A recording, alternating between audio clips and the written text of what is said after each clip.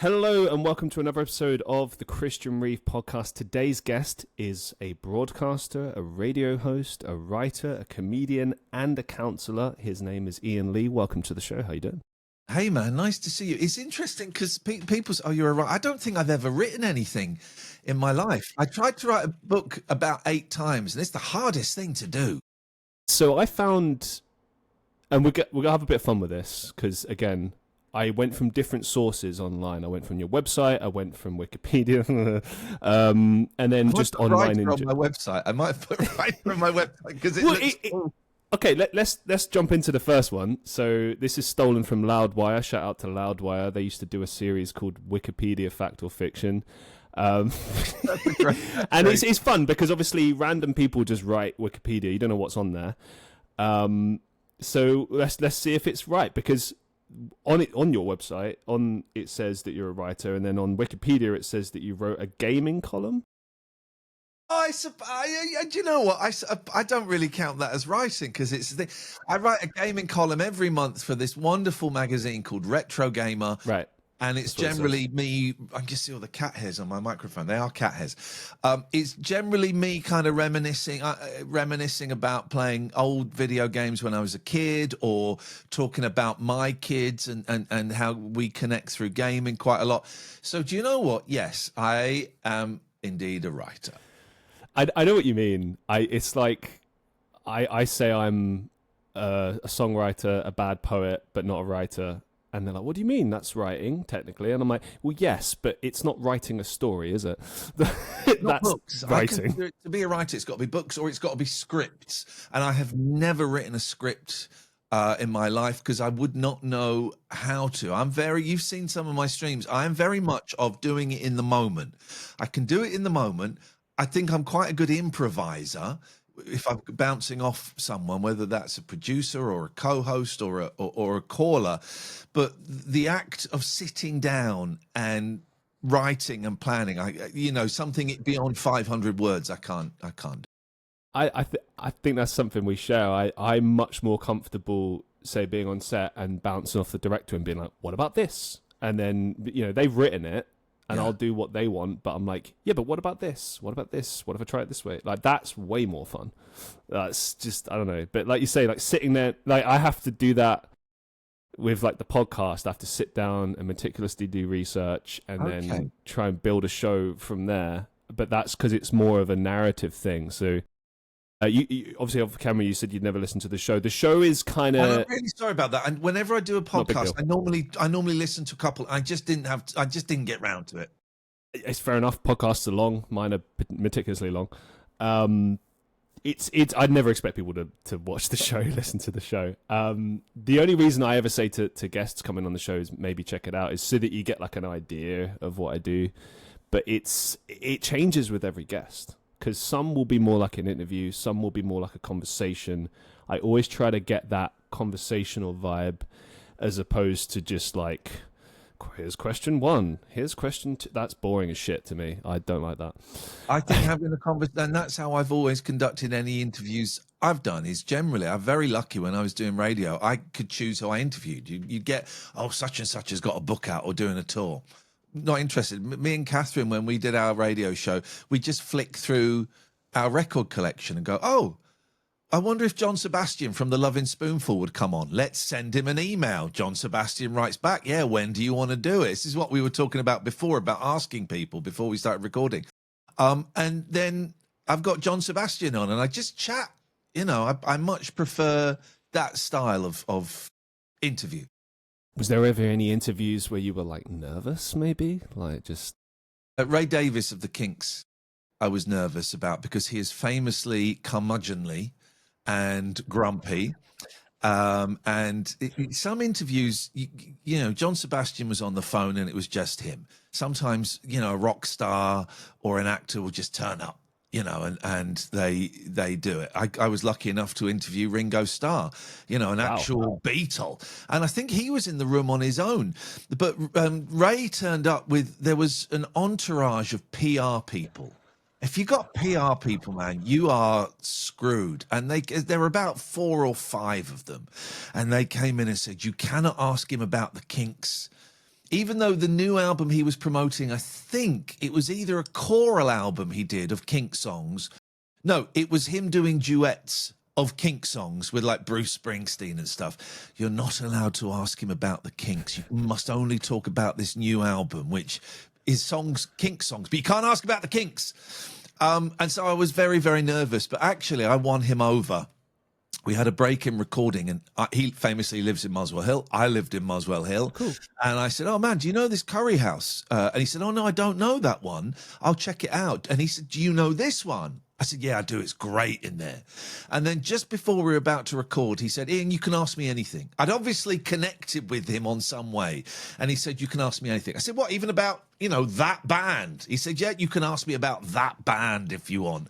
And it was beautiful. But I was very nervous with him. I was very nervous with Ringo. He's a Beatle, man, you know? I have like mixed feelings about this, because like I can understand if you get asked about the same fucking thing every single day, it obviously can get frustrating. I mean, there's questions I get, I'm not a celebrity, but there's things I get asked about, like, what's wrong with your fucking eye? Or stuff like that. Oh, now okay. And it's, you know, or did you know that you look like, insert celebrity name here? And it's, I don't know. I mean, I think if you become a celebrity, and you can obviously shed more light on this, but like, if you become famous for certain things, I think you're going to be expected to always be asked about that. And I mean, well, let's ask about that. Like, how do you navigate that sort of aspect of being famous? Like, do you just let it happen, or do you just kind of ignore it, or like, how do you deal with that? What, being asked the same things over and over again? Yes. First of all, I'm not that famous anymore. I haven't been on telly for about 6-7 years, and I tend not to get recognised as much, certainly as much as I did after the Jungle. It was like it was Beatlemania for a bit. But when I get interviewed, what are the things people always ask? What was Ricky Gervais like? What was Ali G like? Did you tell me about stealing the strawberries? I stole some strawberries and I'm a celebrity. On I'm a Celebrity, is it like that, or is it fake? Do you get meals and going? Those tend to be the general questions. And I've always had fun with them. Back in the day, 20 odd years ago, I just make up answers. I just lie. And what was Ricky Gervais like? He's a thief, and he stole £5,000 from me, and he kicked my cat. You know, I'd make up stuff. But now, at the age of 52, I'm so grateful that anyone has any interest in any work I've done. You know, you want to talk about a show from 28 years ago, I will happily talk about it. You want to ask me about the stealing strawberries? Some people will know I was on I'm a Celebrity, and me and someone else, we stole some strawberries, right? Really silly thing. I did it because I thought my friends Scott and Catherine would find it funny. I didn't know it would become a thing. And people, but some guy in Tesco mentioned it the other day. Some guy stacking the shelves went, oh, Iain, better hide the strawberries. And I love it, man. I love it. I made a tiny little thing, the really silly thing that has seeped into the public's consciousness. So I love that. I'm just grateful anyone's interested, you know. You said to me that you kind of, okay, let's talk about the big thing here. Is you're playing like a character, like this is the real you right now, this gentleman we're interviewing. Or but it's, is it? Well, I mean, I see it like a character. I mean, you know, I jumped into your stream last night and it was crazy. I really recommend it. Check it out on TikTok. It's really something. But then it was also not a surprise. I was like, oh, this is, you know, he's been done this for like 30 odd years on radio, like, and then I kind of started thinking about it. I was like, okay, was this something you decided on like really early on in your career? Like you just kind of came across it, or was it a device from comedy and you kind of utilized it? Where did this idea of like sort of crafting a character and using that? So I've never really felt this. This is the closest to me you're probably going to get on a podcast. Although, of course, there is an element of performance, right? But this is the closest. So I've never. Sorry, you're going to get cats here. This is Patty, by the way. There you go. So it wasn't until, you know, the last 10, 12 years, I felt comfortable being me on the radio. And it took a long time. When I did stand-up 30 years ago, I did this character. I'm not very good, but I'm keen. And it was always my 6th gig, and I was a bit clumsy. the 11 o'clock show was, you know, was a rip-off of Chris Morris, you know, day-to-day style. And I think I managed to change it into my own thing after a while. But that's what they wanted. But then I came out of the 11 o'clock show and I was very confused, right? I didn't really know, I didn't know what my voice was. And I thought they wanted that slightly acerbic, you know, 11 o'clock show, slightly rude, in your face, talking like that. And today we're going to be doing this, you know, that kind of thing. So I didn't really know who I was. And it wasn't until I started doing radio that I realized, oh, I can be me to a certain extent.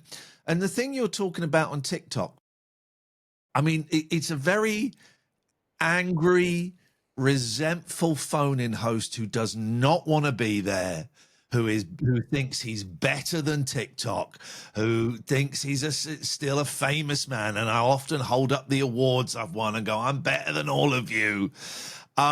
And that happened spontaneously. I thought I would do a phone-in show on TikTok, but the gag was going to be I would be silent until someone phoned in. So this is a new thing you've come up with. Then this isn't a career-long thing. This is like no. This is fairly new. My friend Dave came up with the idea of do a phone-in show where you don't say anything. When someone phones in, you become animated, but for some reason this angry, sweary thing came up. And I'm going to be honest, Christian, it was so much fun, so sweary, you know, and vulgar and so much fun. And what I don't get is that you can see it as pantomime, right, and as performance, but most of the people in the chat go, look at this pathetic has-been clinging on to celebrity from 25 years ago. How dare he speak to me? I love it. I mean, how do you feel like when people say something like that to you? Because the way I look at it is, oh, you mentioned before, okay, I'm not as famous as I used to be, and it's like, well, it's a relative thing, isn't it? I mean, I hate the word relevancy. I think for many people in industry, whether it be music, acting, broadcasting, you look at career. It's like, okay, well, I did this for a certain amount of time. Now I move on to this thing. I guess not many people, like I look at, like people have asked me, are you trying to be famous? No, I couldn't give two shits about that. The only way I would look at that as being useful is if you can use it to bolster yourself and to be honest, make contacts. You know, that's really how you're going to get anywhere, is making connections in the industry. You know, it won't really be about like whether or not you're famous. That can help, but I mean, as we've seen time and time again, especially on an app like TikTok, it's all about how you use these things and how you transition these things. You know, you've come into this space and you've identified, oh, I can get these people riled up. This is brilliant. And it's, to be honest, it works because I think maybe some people are not familiar. I think some of the older people are a bit like, oh, I know what he's doing there. There's a few. But then the other side of it as well is that not everything you say is this character. Like there's a few moments when you were pretty impassioned and pretty serious on certain things, and quite rightly. And I was like, okay. He's telling them off here, but he's also kind of playing into that character as well. And I think it's kind of good to put people in their place sometimes, because I think a lot of them need it. Like there's this sense of entitlement that exists. I get it a lot on streams as well, where people are like, you need to give me this, you need to give me this. It's like, I don't need to give you shit. Like, I just, what does that even mean? Yeah. There is some people will, there's no topic on this show. It's just an angry man swearing. It's like, for me, it's like, you know, the Panto villain. People come out and boo him, but a lot of people can't seem to see that. And people will think it's a phone-in show on LBC, and people will come on and go, I want to talk about voting reform. I want to talk about taxes. Someone phoned up a couple of days ago, what do you think of the budget? Why do you care? You don't care what I think. You want to tell me what you think, but also I'm not interested. So I cut them off and I get angry. I've had a few messages today. Oh, so you won't let people talk about politics. It's my stream. I will curate it exactly how I want to curate it. Just because you can click a box and come on doesn't mean you have the right to tell me about your politics. I owe you nothing. And you used a really good word. There's two things. Fame. Fame is there are elements of fame that is nice for the ego, right? You get free stuff. People get a lot of free stuff, which is weird. People come up and say stuff. There is a downside. I had people threatening my kids. I had people messaging me on Twitter saying, I'm going to kill your kids. Well, that's not very nice. And also fame is empty. It's very, very empty. And all it does is fuel the ego. It's like cocaine, right? For the start, you get kind of a nice feeling, but actually it's horrible and it's empty and it's destructive. And one final thing, you mentioned the word relevance. What does that mean, right? A lot of people think relevance means being on the telly and having, a lot of numbers on TikTok, right? But people say, you're not relevant. I've got more followers on TikTok. Well, that's an odd way of measuring relevancy. I am relevant to the people who care, right? I'm relevant to my kids, to my stepkids, to my partner. That's it. That's relevant. I'm not, hosting the One Show. I'm not on GB News, for goodness sakes. That's not relevancy. So there's a few elements to this, and I want to kind of pick your brains a little bit more about fame, but I will say I'm completely there with you. The things that really matter in life, family, friends, like that's always going to be more important and should be more important. But there's also this weird thing of like status. So, for instance, I've been acting since 2019. But the one question I'll always get is, "Oh, is there anything I'd know you from? Are you famous?" And it's like, well, A, obviously fucking not. B, I've done a lot. I'm very proud of what I've done. Personally, I mean, I've been involved in some bigger projects, but to me, it's like you can be involved in a big project and not have a significant role, but then it's relative. Like, I'm not trying to become some star. I'm trying to build a career in like creative endeavors, and I'm grateful for any and all opportunities. That's the way my mind works. The people I look up to, like career actors or career musicians, they are invested in what they're doing. Even if they become a success, they're still trying to master their craft as much as possible. It's the reason I was so excited to have you on the show, amongst other reasons, is like, wow, a professional broadcaster. Like, I've been doing this 5 years and, I've become like a podcast veteran, I guess you could say.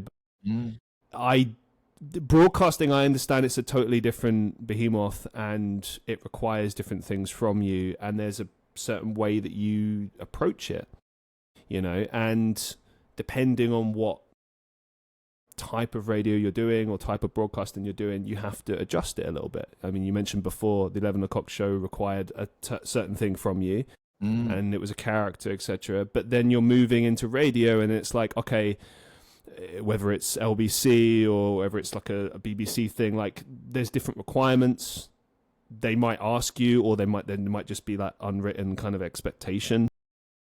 I get it sometimes with acting. Well, I get like basically nothing to go on, and I try to figure something out, and then the director's like, "No, actually, it's this." I'm like, "Oh, okay. Well, that's totally different from what I had in mind." But like bringing it back to the point, like there's a lot of focus on status, relevancy. I think because that's what the average person thinks is important. And it's just not realistic. Like, for example, if you want to talk numbers, I've got 2 TikTok channels. It just feels stupid talking about this, but one of them has 28,000 followers. The other one has like 9,000. Now, of that, I'm lucky if maybe like 10 people are actively engaged. And like that's the thing you've really got to pay attention to is your audience, like the people that are invested, like that have been following you, say, for years. Not people scrolling on a fucking app. Like are they going to pay your bills? Are they going to be invested in you? No.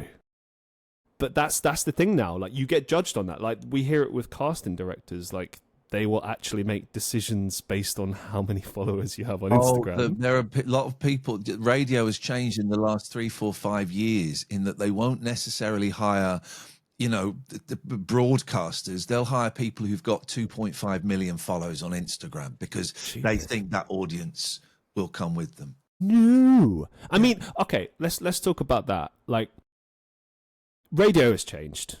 People don't listen to radio as much anymore. I mean, you could argue maybe podcasting is the evolution of that, is the next step. There's still radio out there that's worth listening to, be it talk radio or, music mixed with bit speaking. I think it's always going to exist on some level, but much like television, people's interests change, their habits change, and maybe they're just not consuming media in the same way anymore. But as you say, like, broadcasting is a thing that people go to like university for or train for years to get into and understand like the tricks over time. For example, you interview people for years. You did phone-in calls, you did like straight up interviews with people. You would have had to have learned to do that. Like, if you're an influencer and you've come and done a few podcasts and, whatever, you're like, oh yeah, I'm ready for radio. You're going to quickly realize after a few months that this person is not ready for this. I would say 99.5%. I do think within that pool, there are some talented people that just need a break, that just need someone to recognize them and pull them out. I mean, I slightly cheated getting into the reason I got a high profile radio gig on LBC, which was a different beast back then, was because I've been on telly. And in sort of 2002, 3, 4, they were doing a similar thing as they are now with influencers. We'll get him off the telly, we'll get her off the telly. And I was very, very lucky that I was okay at radio at that point, but I had a boss who could see something that I couldn't see in me.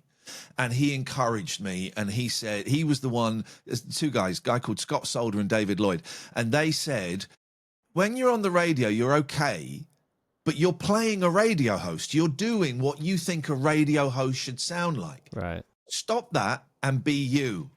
I'm like, what the fudge? What?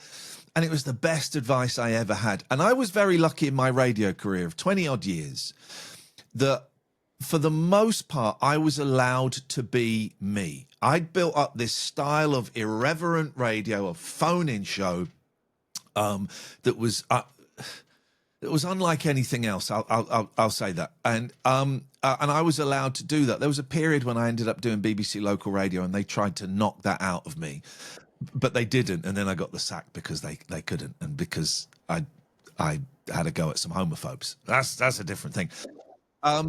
So I was very lucky that I was able to be me. I can't remember what the question was. I go off on tangents, Christian. I do apologize. I get a bit lost sometimes. It's fine. Let's explore that a little bit. So this is from Wikipedia. Let's see if this is true or not. Let's see if it's true. It says here, yeah, Lee began his radio career in December 1997, presenting a 4-hour show on Horizon 103.3, an independent station in Milton Keynes. Hey, on Christmas Day. At that point, white, right? But go on. At that point, he was 24 years old, with only 15 minutes experience in a studio, and did not take any compliance or Ofcom regulation exam prior. Wow, how is that on there? Because some of that is true, and some of it is accurate, and some of it is slightly inaccurate. Yeah, my first radio gig was on Horizon, and I did do a 4-hour Christmas Day show, and that was my first show. But for 3 months before that, I was part of the breakfast show crew. And there were 2 hosts in the studio, and I was out driving this Jeep, and I would go and do vox pops and interview people on the street and play silly games on the street. So that was the real start. Yeah, I hadn't had any Ofcom training at that point. The thing is, I have had Ofcom training, and people go, oh, you're so dangerous. My God, you must have had loads of upheld complaints. Never had one. Never had one because I did the Ofcom training really, really well. I learned exactly what the boundaries are. I learned exactly what you're allowed to do and what you're not allowed to do. And what I did was I made it sound like I didn't know what I could do. And so I would do these things that some people go, well, that is awful. I'm going to complain. And I did. I got a lot of complaints to Ofcom, but that's meaningless, right? I could phone up Ofcom now and say, Jeremy Vine did this awful thing and it really upset me, which he does. But an Ofcom would have to investigate it. That's a complaint to Ofcom. It would not be upheld. I've never had a complaint upheld, which I'm very proud of, actually. Very proud of. It's funny you mentioned Jeremy Vine. A lot of those shows, like the Right Stuff and stuff like that, like there's some of them used to be phone-in shows. I think they still are in on television, don't they? Yeah. Possibly. And they're quite famous for occasionally getting people just phone in and slip through the cracks and just say something outrageous, and it's hilarious. I love this country for that. I love it. I'd like to see more of that. And if you're listening, if you phone up the Jeremy Vine show, both on the radio and on TV, there's no delay. Some stations have a 7-second delay, but there is no delay. You can say whatever you want, so get in there and do it. What's some of the most outrageous stuff said to you on radio that caught you off guard? I've had 3 people who think I'm broadcasting just to them, who think I'm sending out secret messages to them. When you said that to me, well, some of them did some rude stuff to themselves, but so that's always a little bit okay. I once did a phone-in show on LBC. I wanted to do a presenterless phone-in show, and it didn't really work, where people would just phone up and come straight to air and they talk to each other and stuff. It didn't quite work, but we did have a delay. We had a 7-second delay, and what that means is what is broadcast is 7 seconds behind what happens in the studio. So if you were to phone up and libel someone, and it is libel, guys, it's not slander on the radio. If you were to libel someone or swear, I could press the button and it wouldn't go out. It would jump 7 seconds and it wouldn't go out. So we're doing this presenterless show and it wasn't really working. And someone phoned up and said the C-bomb 6 times in a row. Boom, boom, boom, boom, boom, boom. That's a lot. And no problem. I've got the delay, the dump button. So I hit the dump button, and then people started phoning in saying, "We heard that," and I'm like, "No, you couldn't have heard it." Yeah, we heard it. And what had happened? It was being broadcast on FM and DAB, and the dump button was only connected to FM. So everyone listening on digital heard, and that was. My God, my life is over. Now, again, with Ofcom, it went to Ofcom. Loads of Ofcom complaints, about 30 or 40 Ofcom complaints. However, I'd pressed the dump button, and when I knew it had gone out, I came on air and I said, "I'm really sorry. You may have heard some awful, inappropriate language. We're going to stop the phone in. That's not what this show is about, and I sincerely apologize." So Ofcom were able to look at it and go, "Well, you pressed the dump button and it didn't work, and you apologized. Not upheld."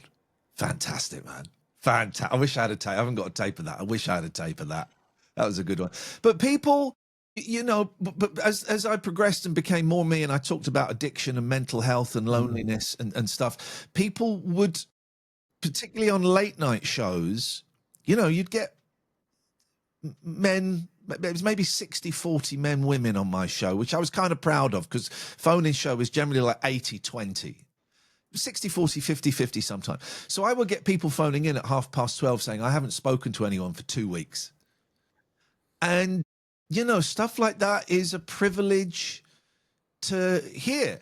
When I did live shows, you'd have these slightly nervous men to one side who'd want to come and say hello to you afterwards.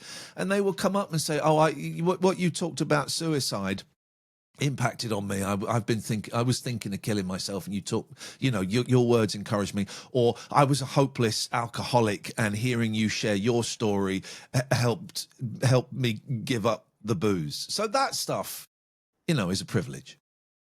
Yeah, there was obviously a particular moment. I know you've spoken about it extensively, but I'd love to be able to share it here. And I don't mind you asking about it. Again, yeah, it's important, I think. So shout out to Kendra. She asked about this particular moment. So there was a moment when you were on the air and a gentleman called in, and you were essentially able to direct the emergency services his way and prevent, I believe, suicide. He was thinking of... He had taken an overdose, yeah, and he did have to, when he went to... So this was one evening about 11:30, I think. No, it was at 11. It was 5 to 11. I remember that, or 5 to 12 or 5 to 11 at night. And this guy had phoned up, and we'd been doing something very jokey before, and he came on, and I was kind of joking. And then he said, "Oh, I've taken an overdose." Now, people phone up and say stuff, and you've always got, you can't take something like that at face value. You've got to be on your guard, because I've had people, I've taken an overdose and you're a tosser, hang up. So you've got to be on your guard. And so I'm chatting to him, trying to work it out, and he's slurring his words. And I said, do you normally slur like that? He went, no.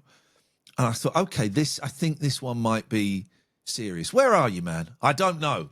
I'm outside and I don't know where I am. Okay. At that point, Catherine, who was hosting the show with me and producing the show, she left the studio and went out into the other side, and called 999. Said, we've got a suicide. We don't know where he is. Can you hold on the line while we try and work it out? And we kept him on the line for over 30 minutes. And he was in Plymouth. He was outside, and I got him to describe what he could see. And eventually someone phoned up and said, oh, I know exactly where that is. And they were able to tell us. So Catherine was able to speak to the ambulance. And I spoke to him for 30 minutes. At one point, he stopped talking for 7 minutes. And I thought, oh, I'm talking to a dead man. This guy's dead, you know. And then he kind of came back. And then eventually the phone was picked up, and they said, well, this is the police. We've got him now. Thanks very much. And I burst into tears because it was awful. I still question to the day whether it was the right thing to keep him on the air for that long. Once we'd found out where he was I being exploitative by keeping him on? I still question that, right? This was in 2018, I think it was. And the reason I kept him on the air is because I didn't want to spend 20 seconds going from the studio to the other room. Basically put the phone down. Obviously, I kept him on to find out where he was, but I could have moved on then. It was. I think it was rabbit in the headlights thing. I didn't know what to do. I know how to talk to people on the radio, so I'm going to do that. I didn't know what else to do. Was it the right thing or not? Yeah, I still wonder. Anyway, yeah, he went to ICU. He died and had to be resuscitated, so it was a very, very serious thing. And I spoke to him a couple of times afterwards. It was near Christmas, and it was a very, very sad story. And I can share it because he shared it on the radio. He'd been either a train driver, he'd worked for London Underground, and he'd had to help clear up a suicide. So he'd seen things that no human being should see. And he turned to alcohol. His marriage broke down because of all of this. He moved out, and his life was an absolute disaster at that point. And he got involved in an abusive relationship. And I spoke to him a couple of times. I remember speaking to him on Boxing Day and then thinking, actually, I can't help this man anymore. And I was giving him the number of AA. I was trying to find him a hotel or an Airbnb he could stay in to get out of this abusive relationship. And he didn't want to. Didn't want to get sober. Didn't want to, you know. And it was Boxing Day, and it was a difficult phone call. That's all I need to say. It was a difficult phone call. And I was on the phone for 45 minutes, and I thought, my kids are in the room next door. I'm trying to save somebody who does not want to be saved. I've given them all the information. I'm going to step back. I had to protect myself, and I had to protect my kids, you know. So after that, I don't know what happened. I think about him often. I don't know his last name. I've got no way of getting in touch with him. I don't know. Well, I would say, and I think it kind of mimics what a lot of people have said about it, which is that, you know, you acted remarkably. As you said, you hadn't received training for something like that. I don't think many people in your position would have necessarily. I'm sure there's certain protocols and stuff, but my personal thoughts, I think, and based on what I've heard over the years, when it comes to someone who's losing consciousness, they say the best thing you can do is keep them conscious. I reckon you probably saved that man's life in more ways than one based on that. And, you know, it's all part of the process of helping a person anyway, you know what I mean? Like being able to make sure they're okay. I would disagree about it being exploitative. I think the only way that would be the case would be if it was like an entertainment thing, which it wasn't. It was like, you were doing this show, this gentleman came on. Yeah. Okay, now this is a serious moment, you know. I've had it before on my live streams, not quite the same thing, but I've had maybe we were joking around before, someone comes in with something really serious and you try and help. And, you know, I always preface it by saying, like, look, I'm not a professional. I would recommend this, but if you're asking my advice, well, here's what I would do. Which kind of leads into my next question. Like, was there a particular moment in your career where you felt the weight of responsibility as far as that's concerned? What do you, can you explain that a little bit more? What do you mean by So, that responsibility? as you said, like, especially with doing like a phone-in show, for the most part, you expect it to be a bit funny, a bit silly, a bit, you know, just kind of unpredictable.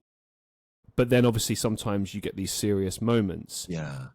That coupled with the fact that, you know, you're a celebrity, you're a role model for many people. Obviously, you mentioned that you're a father, but obviously that would have come a little bit later in life. So was there a particular moment where it all kind of, you started feeling that responsibility? I can answer that question very specifically. It certainly during the radio, around that time of, his name was Chris, the guy, you know, sort of after that, suddenly people, and my shows have always been very, very silly. You know, we played hide and seek on the radio, and we made dens. We brought duvets in and made a den in the studio. That was the vibe. And after that, a lot of the calls got a lot heavier, and I struggled to kind of protect myself, and I would take this stuff on. But the real time was it's fairly recent, actually. So, I mean, how heavy do you want to get, man? Do you want to get as heavy as you need to be? Okay, man. right. All right, we're going to go for the big stuff. We're going to get as heavy as it can get. So when I was 8-9 years old, I was sexually abused in the Cubs, right? And there is now an ongoing legal case with the police, which obviously I can't talk about. And at some point, there's going to be a civil case with the scouting movement, because there is a cover-up. I don't want to sound all conspiracy theorist, but there is. So that is going on. But to get to that point, I made a public statement and said, this happened to me in this very specific area. And I'm being vague now just because of the legals, but it's all out there. This happened to me in this very specific area, potentially with these people. Were you there? Did it happen to you? Get in touch with me. And I had about 25, 30 men get in touch who had the same experience with the same people, or had worse experiences with the same people. And that was heavy. However, what I also got, 70 emails from people saying, really sorry to hear this happen to you. Here's my story of being abused, that weren't connected with this incident, right? And the first 5, 6, 7, 8, 9, 10, I'm reading them and I'm doing quite lengthy replies. I'm really sorry that happened. Here's how you can get help. But by the 10th one, it was like this, it was sucking the life out of me. You know, it was a privilege people would share these stories, but I'm getting all of this stuff dumped on me is not quite the right phrase, but actually that's how it felt, right? And I had 70 of these, and I had to stop responding. And I'm going to be honest, Christian, I stopped reading because I had my own trauma that I was dealing with, and I was remembering more and more and more. I was communicating with these 25 men that was specifically involved in this incident and these people. And that was my focus, was sharing with them, identifying with them. Do you want to go to the police? Do you want to do? So the 70 emails, I stopped reading them. I read the first paragraph, and if it said, and here's my story that's unconnected to yours, I had to stop reading them. And I felt bad for a while. I don't feel bad now, because if I had read them all and if I had tried to reply to them all, it would have sent me into a very, very dark depression that I was approaching anyway because of what I was doing. So and the reason I got that many is because I'm Iain Lee off the telly. You know, if Joe Blow from Kokomo had gone out and said this, they would not have got that response. So it was because I'm Iain Lee off the telly that it got some traction. So that was a big one. And that was, oh man, that's all happened in this year. God, I was going to say that was 2 years ago. That's all happened in this year. So that was the time I felt the most, I am being crushed by other people's misery. No, I can understand. I only really started to get the concept of empathy maybe 4 or 5 years ago, maybe a bit longer than that, because like people always get these misunderstood, like sympathy versus empathy. Empathy is more about spending time with said person and trying to understand and trying to feel the emotions, but that is, as you said, exhausting. And I think people don't always consider the impact it has on the individual. Like if I sit there and I listen to your story and read your story, write a response, I'm taking on your emotion. I remember one time I was watching a film with my dad and it was pretty heavy, the source material. And he just kind of changed the channel and he was like, not now, it's too heavy. And I kind of quizzed him a little bit for a second. And he's always been pretty like he loves to talk, but he's also like man of few words as well. Excuse me. And what he was trying to teach me there was that like these things have a bigger impact on you than you realize. It's why sometimes you watch like something really, really heavy, like a really heavy movie, and it's late at night, and now you're like, should we watch like a comedy? I don't know, Big Bang Theory or something, and you just throw it on so that you don't feel depressed anymore. But you've taken on that emotion, even though that's a fictionalized thing, it's not real, or maybe it's based on a true story or whatever. You've taken it on, and then hence you've given your energy away. So what you've done there is protect yourself, and as you should, Yeah. I think it's interesting, maybe because we spoke before, earlier on about like the entitlement factor. I think sometimes there's this expectation that some people people have to be listened to. Or you're a radio host, you should listen to me, or you're a celebrity, like if it wasn't for me, you wouldn't be there. Like you owe me this, you owe me that, and it's like everything in life is circumstantial, and people don't owe people anything.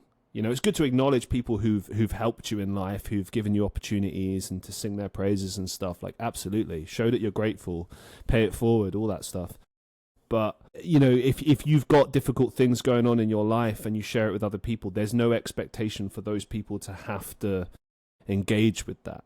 And I know sometimes, especially people that are close to us, sometimes we feel let down, like, oh, they wouldn't hear my story or they wouldn't listen or whatever. And it's like, not everyone is able to help in the way that you think. And everyone in our life has like a different role. Some are there to just, be a friend that we just have occasional pint with. Others are friends for life and we discuss everything with. Some friends, it's just, we only do this one thing and nothing else. Like, people have different purposes in our lives. And I think if we navigate it like that, then we'll find what we need from someone and we can be that for someone else, maybe. Yeah, some people are better than others. Some people may be good at empathy for a bit, but then need to step back because they're going on with their own stuff and they can't deal with anything more. And some people are great at listening. And some people are, what am I trying to say? Some people will only use people purely for negative stuff. I've got a friend. I'm being deliberately vague here. How vague can I be? I've got a friend. Is it a celebrity or is it someone? No, it's not a celebrity. Yeah, it's Ricky Gervais. No. What names? I've got a friend who's who's quite ill, but all they do is talk about the illness. That's okay, and criticize their friend for not seeing them enough, not helping them enough, not doing the shopping for them enough, all of that stuff. And my friend felt obliged to up it. And I said, you don't have to, you don't have to do all of those things. And also, if you want to step away, and some people will say this is a terrible thing to say, but it's not. If you want to step away, that's okay to do. To some people, it might look a little bit shitty, and that's okay. And some people do it, for mean reasons. It's that thing, isn't it? You've got to put your oxygen mask on first before you do with the person next to you. I say this all the time. I think the most selfless thing you can do is prioritize your own happiness. Because if you're not happy, if you're depressed, you're miserable, whatever, everyone else suffers. Right? So, like, it might sound selfish in the moment, like, oh, they're only caring about themselves. No, by protecting your happiness, your well-being, you are able to be that strength for other people as well, because you're in your best headspace, mentally, physically, emotionally, etc. Can I give you an example? Right, so I'm a drug addict. I am 2 weeks, 15 days off of being 5 years clean, which is fantastic. Congratulations. Thank you, man. And I had 13 years, and then I relapsed. And towards the end of my last relapse, my good friend, she's now my partner and fiance, but she's my best friend, Catherine Boyle. I relapsed, and I was lying to her, and I was being incredibly deceptive, and I was being mean to her, and all of these things. And a friend of hers said, "You've got to walk away." She goes, "But if I walk away, he's going to die." And I said, "Yeah, you got to walk away. But if I walk away, he's going to die, and I'm a terrible friend." They said, "No, if you stay there, he is going to drag you down into misery and pain and a potentially dangerous place for you." And so she said to me, "Iain, I'm walking away. When you get clean, we can talk. Until then, I'm not having anything to do with you." And part of me went, "Yeah, this is great. That means I can take more drugs without you banging on about it." And that's what I did for a bit. But then I started to realize, I'm pushing away all of the good things in my life, the best things. And it's what I needed, right? That was part of my rock bottom, is my best friend going, "I'm never talking to you again until you get clean." And it's a tough one. But if we're talking about addiction specifically, if someone you know or love, a family member, friend, is a hopeless addict or alcoholic and will not listen to you, the best thing you can do is walk away. Now, could I do it if it was my kids? I don't know, man. I don't know. Even though I know it's the right thing, I don't know if I could. And God willing, I'll never be in that situation. But that's a real strong example of you have to put yourself first. Otherwise, you get taken down. Got a question here that ties to this. Shout out to Vilma. Has healing changed the type of people you allow into your life? Yeah, I don't allow heavy drug users into my life. It's on a serious note, when I got clean the first time, which was 2004, I was told you have to change your phone number and delete all of the numbers of people who you've used and you drink with. Wow. But they're my friends. No. But they're my friends. And I did it. And do you know what? None of those people, I was on the telly. I was easy to find. None of those people got in touch saying, "Hey, man, how you doing?" I got a few who found me and said, "Have you got any git?" Oh. But none of those friends got in touch. So, yes, you have to change. Again, I'm speaking about addiction because that's my story. You have to change, in that instance, a lot of the people you hang out with. And some friends I told, I'm a drug addict, and we'd be in a pub. "Why are you not drinking?" "I'm a drug addict and I can't drink anymore." Some of those friends walked away. Okay, well, that's about them. That's not about me. And more generally in mental health and depression, I know exactly who of my friends I can speak to if I am sinking into a very low mood. I've got 3 people I would feel very confident reaching out to and saying, "I'm in a little bit of trouble here. Mentally, I'm not. I'm struggling." I've got 3 people who I know I could rely on to help. And again, that's not all I use them for at all. All right, here's a story. I interviewed Adam Buxton years ago, the brilliant Adam Buxton. And I told him about being depressed. And so this was in quite a dark part of my life, about being depressed and being suicidal sometimes. He said, Iain, if ever you're like that, you must call me. I don't know him that well. He said, "You must call me." And I went, "Okay, sure, right." And one day I was so low, I thought, I'm going to press the Buxton button. And I called him. And he meant it. He meant it. When he said call me, it wasn't an empty thing. He meant it. And he asked how he could help, what he could do, who of my friends he could speak to get more support. And I'm forever grateful for that. And I managed to thank him a few years later. Yeah, being depressed or being in addiction can help you shape your friendship. So one thing just tying to that I thought might be interesting to throw into the mix is, yeah, you often hear about like, oh, once you become famous or successful, you know, it'll be a struggle to know who your real friends are, like the fake people from the real people. Like, how do you know? Like, how do you navigate that? How do you identify people that are just trying to use you to, say, build connections or just use you for certain things? Like, how do you avoid that? At the start, I don't think you. At the start, make it about me. At the start, I didn't know. Well, because I was going to say everyone, and I don't know. There will be some that are different. I didn't know how to navigate it. I had such low self-esteem, and I hated myself so much.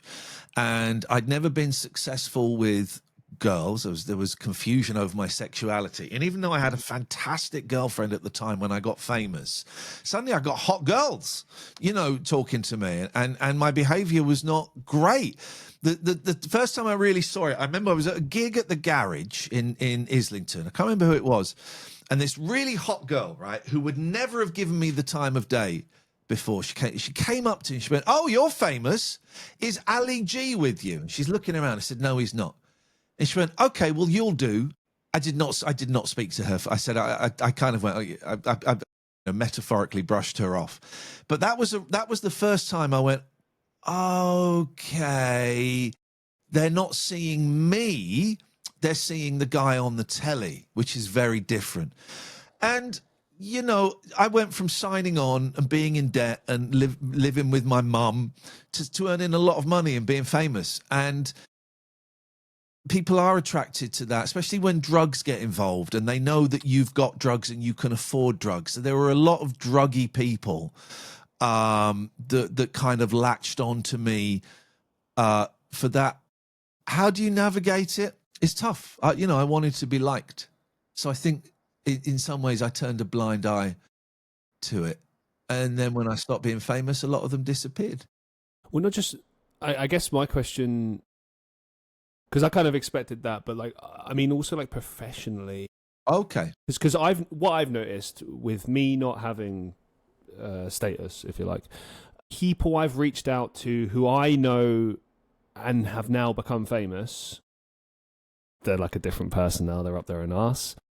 There's people that I've reached out to, celebrities who throw well, you need to pay me this amount of money. There was one person who, I'm tempted to name drop. Send it to me privately if you don't say it here. Yeah, it's not professional. I won't say it. But what I'll say is she was in a very well-known television show. She had a small role in it. I spent months trying to get her on the show, and because as I've mentioned before, like I build a show. So I had questions about this TV show she was in, questions about her current things. You know, I like to build it so you get like a breakdown of their whole life. You know, like that's how I build it. And she made me send, and I never send questions to guests. Okay. And I made a rule after this, never again. Yeah. She made me send all the questions to her so she could review them. And then she was like, "Yeah, okay, that's fine." And then she still strung me along. And in the end, I was just like, "Yeah, no, do you know what? Screw you. I'm not going to bother." You know what I mean? Like, it's because the thing is, people have asked about this over the years, like, "Oh, who's the most famous person you've had on the show?" And I'm like, I don't care about having famous people on the show. What I care about is having a good conversation. You know, like I've seen so many people have celebrities on their shows and the show sucked because either they couldn't interview or the guest just didn't want to talk, you know. And it's like, it's such a missed opportunity, but then it's not everyone is good at that kind of long form chat as well. Or, you know, sometimes it can just be down to the host not asking the right questions or not being invested in the person. You know, like I never wanted this show to just be, oh, question number 1. Okay. Question number 2. Okay. Like that's boring. Like, do you know what I mean? Like I don't spend hours doing this show so that I can just do that. But I digress. Can I come in for a second? You know, some people will look at a show like yours and go, well, I can't get anything from it. You know, you're not Louis Theroux. You're not Adam Buxton. I don't know what you. I know, but in terms of statures, I'm doing it myself. No, you're right. You're right. Number of people that listen yes. to the podcast and the coverage it's going to get. Mm-hmm. So there will be some people that go, well, why would I do Christian Reeve's podcast? It's not going to change my life. There's no fee, and the audience isn't big enough. And I don't know what your audience is. I'm making some assumptions here. The audience isn't big enough for it to have an impact. So why would I do it? And I get that. And sometimes, Christian, quite often actually, I'll turn down podcasts. But what I will do is, if a smaller podcast gets in touch, I will go and check it out. The reason I didn't do it with you is because we got in touch because I stumbled across your live stream, and straight away I liked you. There we go. That's it. Straight away I liked you. I liked your vibe, and I liked what you were saying. And the bit I saw was there were people putting nasty comments, and you're going, guys, why would you spend your evening sending nasty comments to a bloke you don't know? It doesn't even touch the sides. And I thought, oh, okay, I like this bloke. So that's why I said yes. If I get asked to do a smaller podcast, I'll go and check it out. And if it's not for me, I will go back and say, thank you very much, but I'm going to pass. I wish you the best of luck. So that's why some people, it's not even like names, some people go, well, there's nothing for me. Why would I give up my time? So go on. No, you go on. I was just going to say, I want to help, and I can't say yes to everyone. Where I can, and with people I like and shows I like, I would like to help them. If me having been on The Jungle 8 years ago, if me having a little bit of that celebrity with a small c helps raise the profile a bit, great. But also, am I going to enjoy it? And I'm enjoying this a lot. Am I going to enjoy it? I don't want to sit with someone for an hour and a half, 45 minutes, whatever it is, if I'm not going to enjoy it. This is the thing as well. Like, I always thought about, okay, I knew eventually the show would get to the point where I would probably have a few celebs on, and I thought about how do I approach that? Every show I've seen where it's a celebrity on and the interviewers interview him, it's like, oh, tell me about that time when you did this, like, oh my God, like, what was it like eating fucking strawberries in the jungle? Like, who the fuck cares? Who cares? Like, it's just a bit fun. Do you mean, like, I want to get behind the person and get the real story. And if you want to engage someone, I mean, it depends. Some people love talking about themselves, and that's kind of what I mean when it comes to certain celebs. It goes beyond being a celebrity. Like, I'll give you a few examples. There's been times when I've done auditions and I walk into a room and there's that one prick who just walks in the room like they own the place, and it's embarrassing. You mentioned when you were on radio, people had entourages, right? Now, there's no cameras there. There might be, but a lot of the time there isn't. But like back in those days, maybe less so. So you're just in a small, tiny room together, and they're walking in at like I'm the man or whatever, and it's like, this is embarrassing, man. Like, we're here to do an interview. Like, just be a human, be a normal person. Like, what's? Yeah. I wonder if that comes out of fear. Quite often arrogance can come out of fear. It may come out just because they're a dick. That's another reason. And maybe, I don't know, does that work for them? Do they get gigs? I don't know. I haven't done an audition for a million years. I guess my point is more just that, like, I don't think it's limited to celebrities necessarily. No, I think it's just ego. Yeah. I've met a lot of celebrities over the years that are wonderful human beings. And then I met a couple who, one of them was heartbreaking because I was like, he was a hero of mine. And, they say never meet your heroes. It was literally that. Like, I was a teenager. I met this guy who's a famous musician.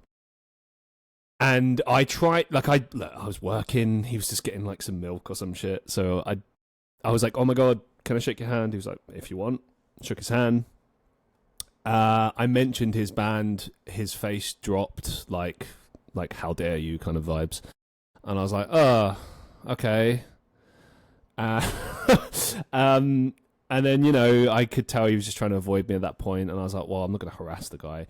I mentioned, because I was in a band at the time, and I mentioned that, because the link was my drummer was taught, the same guy that taught my drummer taught his son how to play or some shit, and his son was in a band. He was like, and he actually perked up when I mentioned his son's band. He's like, oh yeah.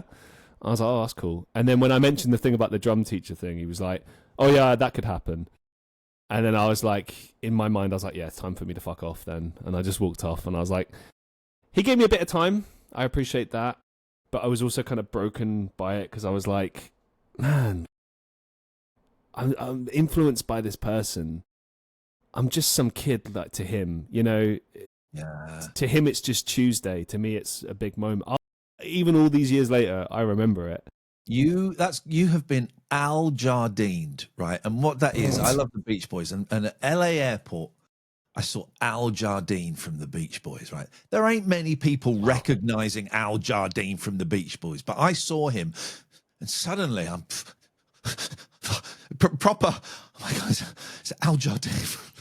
So I went to the bathroom to kind of get myself up. I thought, I'm going to talk to him. I'm going to talk to him. I'm going to talk to him. I'm going to mention this really obscure song from Surf's Up, and I'm going to talk to him. I'm going to talk to him. And he had his back to me. I went up and I said, Mr. Jardine.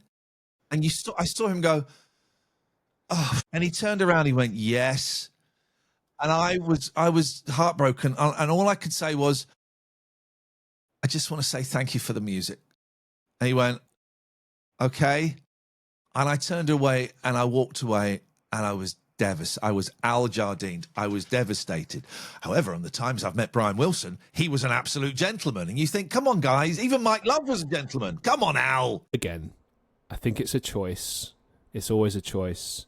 I know fame is this thing that's thrust upon you. Like you didn't choose it. It happened. It happened as a result of your work, and you know how you deal with it is how you deal with it. But when I see stuff like that, where it's like people are fond, do you know what I mean? Because not everyone's going to be a freaky weirdo. Like there's a lot of people that just admire what you do and are inspired by it and want to say thank you, like yourself in that instance.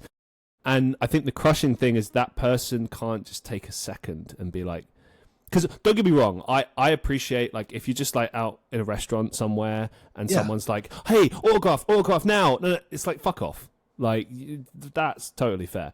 But if it's like, you know, you're in the airport, you just walk in and it's not 5 a.m.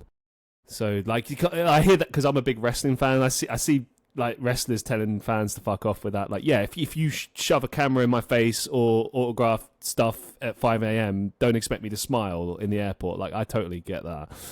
But when it's just like, let's say like an agreeable social situation, you know, you're just walking around, and I think it's a two-way thing. So, because I think people, maybe I just want to get into this and then we can move on, because I think we've spent a little bit too much time on this.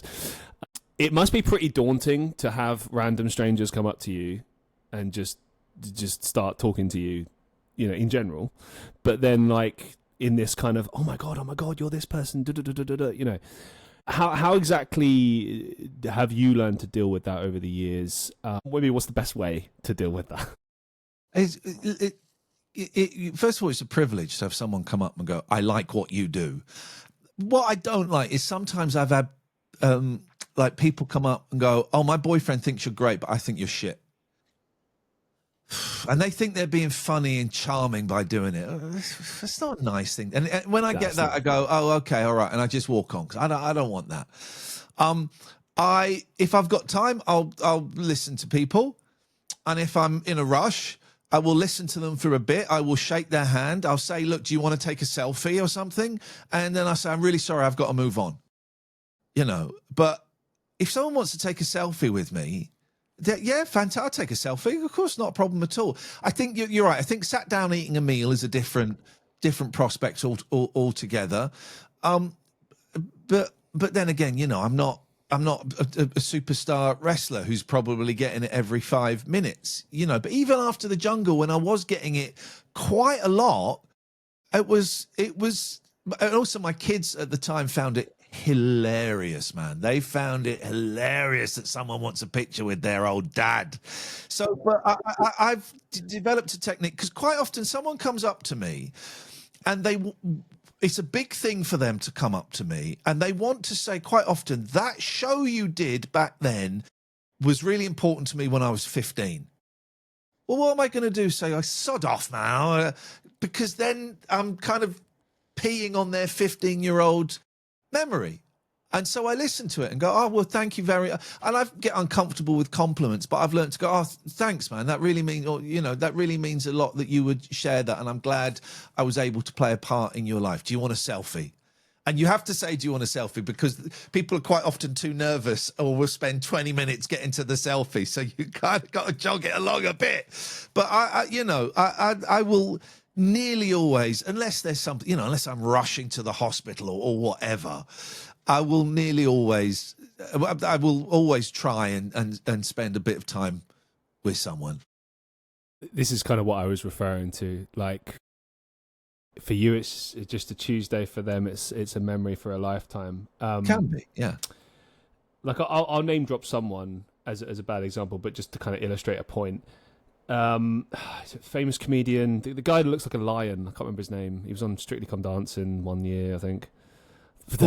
Sean Walsh. I know, yeah. Sean Walsh. So I saw him years and years and years and years ago at a Sean Locke comedy gig. Sorry, and he was the warm up, and he was amazing. He was better than Sean Locke. I couldn't believe it, and I'd not heard of him at that point. I think I'd seen his face maybe on like Mock the Week one time, so I was like, oh, okay, cool.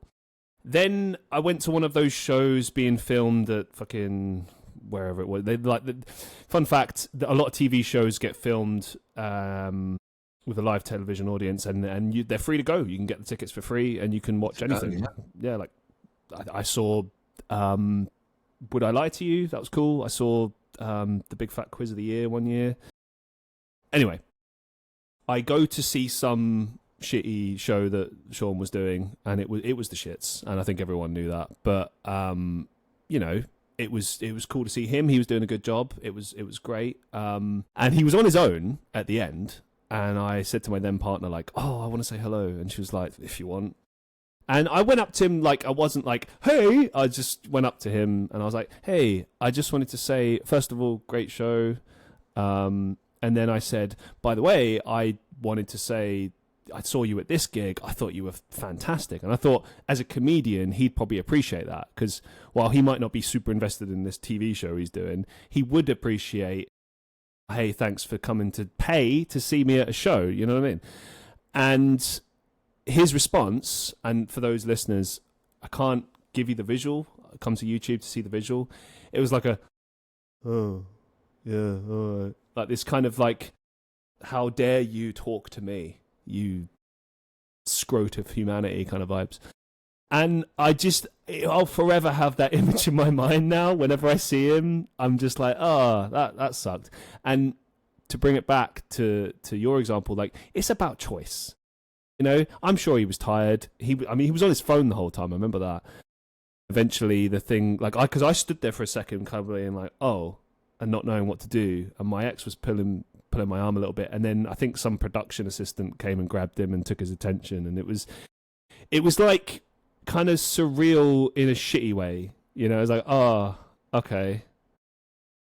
And my overarching point with all of this is, you know, if you are a celebrity or if you are like a person of interest, let's say, or just someone who's appreciated for something, just be nice. It takes a second. I will say in that's not a very nice story. And I will say, in defense of some celebrities, maybe it's a shitty way to behave, and it's Sean Walsh.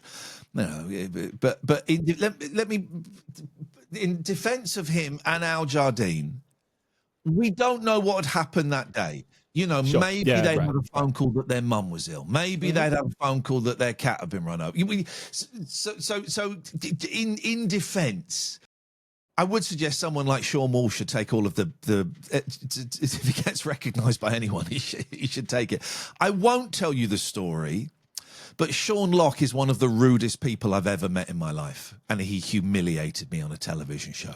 I won't go into it because people get very defensive about Sean Locke, and I know he's very, very popular. Him and Bez are the two worst people I've ever worked with. Bez, like Happy Mondays, Bez. Yeah. I'll tell you the Bez story. Go on then. I'm hosting a live TV show. It's a show called Liquid News. It was on BBC 3. and it was a 30-minute kind of fun, light showbiz show. And we got Bez as the guest, and we're talking about Michael Jackson, and we're talking fun show.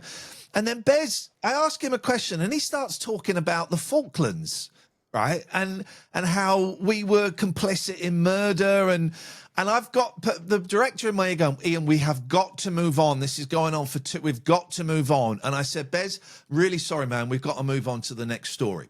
The Atomic Kittens, or whatever it was. And after the show, he came up to me and went mental. He's jabbing his finger in my chest. You effing see, you cut me off. What I was saying was more important than the Atomic Kittens. You shouting at me, right? And it was awful. It was awful. And I went home and I was so upset. And then about a year later, I was at an event, and Bez was there. And Bez is talking to me, and then he went, oh, didn't do that. Didn't do that. Bez went, I've just remembered who you are. Oh. You're that effing C, and he's jabbing his finger in and he's having a go at me again. And I said, Bez, I had to stop you because I had someone, it wasn't me doing it. I had someone in my ear saying, we have to move on. And in the end, I went, do you know what, mate? Just fuck off. And I walked away. Those two people. There we go. It's my Bez story. I only learned recently that the whole reason Bez was apparently part of the band was that he sold drugs to the band's drug dealer, supposedly. Allegedly. Allegedly. There you go. I've got to let you know, because Catherine will be listening to this. The word allegedly covers you for nothing. It's a myth. It's a myth. It doesn't get you out of any trouble whatsoever. But I think you're right in that story, yes. I think that's known fact. Well, let's move it on. Here's something fun from we can Wikipedia fact check for a second. Okay, yes. You were born in Slough. Yes. Well, you say fun. There ain't much fun there. Yes, I was born in Wexham Park Hospital in Slough. Jimmy Carr once famously said, if you want to know what Slough looked like in the 1970s, go now. Okay. Jimmy lived near Slough. Jimmy lived in Farnham Common, where I ended up living as well for a bit. Thoughts on Slough? I've got a lot of time for Slough. It's an easy one to knock, right? I lived on the Britwell estate from 0 to 11. Then we moved to Farnham Common because we went from working class to middle class. But I went to school in Slough. I went to Herschel Grammar School. I did a lot of my, back in those days, you could get served in a pub at the age of 15 in your school uniform, I had my first snog in Slough. I'd lost my virginity in Slough. I had my first job at B-Jams on the Farnham Road in Slough. I got a lot of time. I got a lot of time for Slough. And what was great when I was growing up there was it was a real example of multiculturalism working, right? So in my school, we had white kids, we had black kids, we had Bangladeshis, Pakistanis, Indians, Somalians, we all of these people, and generally we all got on, and it was a real surprise to me when I came out of Slough and went to uni or to other places that was an unusual situation. I thought that was the setup everywhere, right? But that was an unusual situation. I think the demographic has shifted slightly. Certainly shifted slightly more towards Polish society. Then I think it's shifted again. I'm not really up to date with it. But so I had this great upbringing. I can swear in Urdu like nobody's business, man, and that is always a great one. There's always a great one to pull out of your hat. So I got a lot of time for Slough. Was not expecting that. There you go. People of Slough, enjoy it. I mean, it's crazy how much the place you come from changes. I look at where I grew up, and I grew up in northwest London. I've been to Slough a bunch of times as well. Whereabouts in northwest London? Do you know Hillingdon borough? I do know Hillingdon, the borough. Yeah. I was born and raised in Hillingdon, all around there, and it's crazy, like how much it's changed over the years. I just went back for my partner's anniversary, and we just met family and stuff, and we went up to London, which was stressed me the fuck out. Just if you're in London, it's just so stressful. Yeah. But it's good. It's a good experience. It's good to see how things have changed as well. And so I live in Manchester now. I've lived abroad. I moved away from London in like 2014, and I'm always kind of looking on to the next thing. So like, where are we going to go next? What's going to happen next, kind of thing. And it's just interesting. Which area do you reside now, if you don't mind me asking? So I lived in Slough in Farnham Common. I lived in North London, sort of Muswell Hill, Crouch End for about 20 years, and I live near Wendover now, which is it's no reason you should know. It's near Aylesbury, and it's this very nice little quiet little place. Yeah, nice. Yeah, I know that area well. I think a cousin of mine used to live in Aylesbury at one point nearby. Anyway, sorry, I digress. Everywhere changes, and Slough is very different. I don't go. My kids live near there. I don't go to Slough that often, but sometimes the world is different. The high street is pretty much closed, but that's the same everywhere. High streets aren't necessarily needed anymore. So I'm still on a couple of Slough Facebook pages. There's a lot of racism. There was quite a bit of racism in Slough. I've painted a slightly rose-tinted picture. There was quite a bit of racism, and I think that racism, it may have got worse. However, racism is very trendy these days. Far right thinking is really, really popular. So sad as it is, it doesn't surprise me. That was crazy, actually. When I was I wasn't going to share this, but just off the top of my head, I stayed close-ish to Hillingdon recently, like to see family, and on the way there, just so many fucking flag posts with like flags on, but it's like something out of like you watch like The Walking Dead or some shit, and they've got like signposts, and it's like really eerie. It was like that. I was like, this is weird. This is really weird. I've got family members that are flag shaggers. And it's just like, now, is everyone that put up a flag a racist? No. But all the racists were out that day putting up flags, right? Painting roundabouts, and the thing with the Union flag, most of them are flying upside down, and that means distress. And people, the fact, I'm a proud patriot, I'm going to fly the Union Jack. Well, fly it the fucking right way up then. Do a simple bit of research as to where the white band is. And it's white. You should where the white band is supposed to be, so you've got it flying the right way up.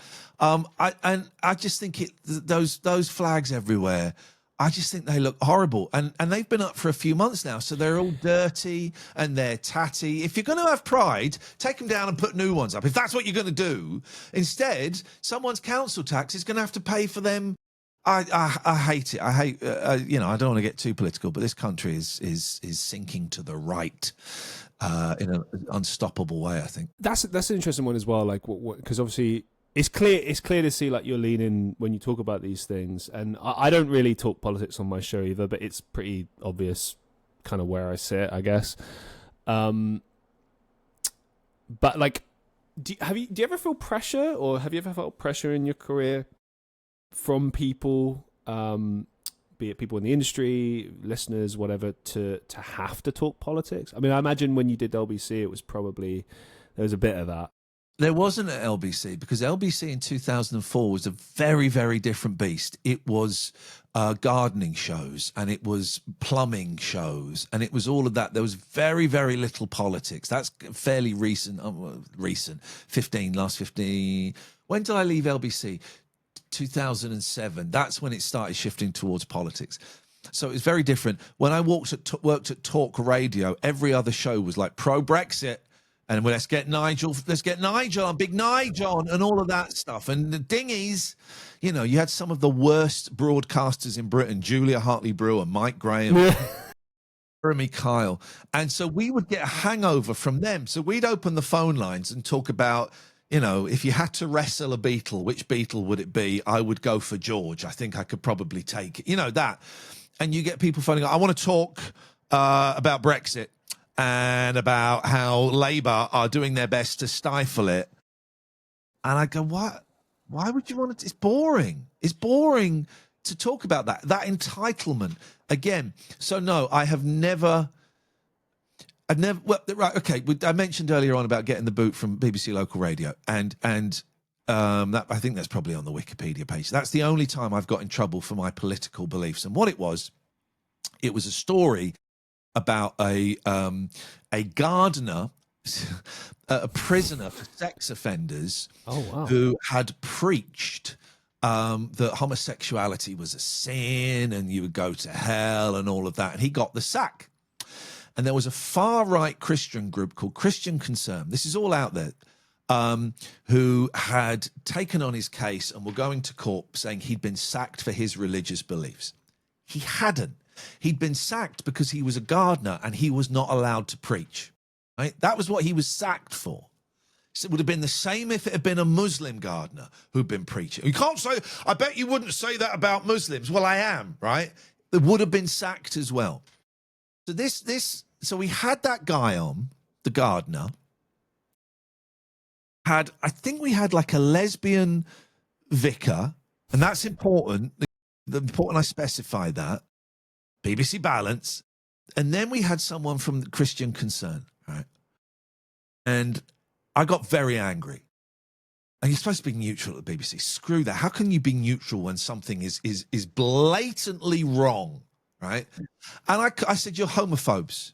No, we're not. The Bible says this. I said, you're homophobes and you're disgusting. And what you're doing is disgusting. And we'll have gay people and lesbians and young people who are confused about their sexuality. And you're telling them that they're wrong and they're going to go to hell. And you're disgusting. I got the sack for that. I got the sack. As you're saying this on the air, are you thinking, going to get in trouble for this? Or are you just passionate at this point? No. We came out. Catherine was the producer at the time, right? And we came out. We literally high-fived each other and went, that was great. It was a great show and we did the right thing. And the bosses of the station said, that was a great show and you did the right thing. Okay. The next day, I remember I was at Tottenham Court Road Station. I got a phone call from the boss of the station saying, Iain, we've got a little problem. Christian Concern have complained to the BBC board and you're going to have to do an apology. No. I said, no, I'm not. What did I do wrong? Well, they're saying that you were anti-Christian and that you bullied them. I said, right, this is the interview you patted me on the back for yesterday. No. You're going to have to do an apology and it'll go away. So I came in and the BBC had written me an apology.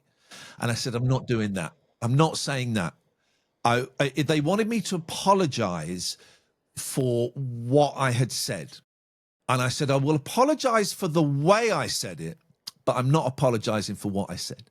So he did the apology. I apologized for the way I spoke to my guests. That was disrespectful and rude. Didn't apologize for what I said. Went away. Then 2 days later, I get a phone call saying, right, the head of the BBC, it was Tony Hall, the head of the BBC is investigating this now. And I'm thinking I'm out. This is it. This is game over. And they were upset because I had 6 Ofcom complaints. Again, going back to the thing, none of those complaints were upheld. There was an internal investigation with the board and with Tony Hall, and I got the sack. I got a phone call saying, you can come back, but you're going to have an outside producer, and the BBC board will be monitoring every show. And if you make one mistake, you will be out with no pay. Or we can buy off your 6 months contract and you go and you never speak about this again.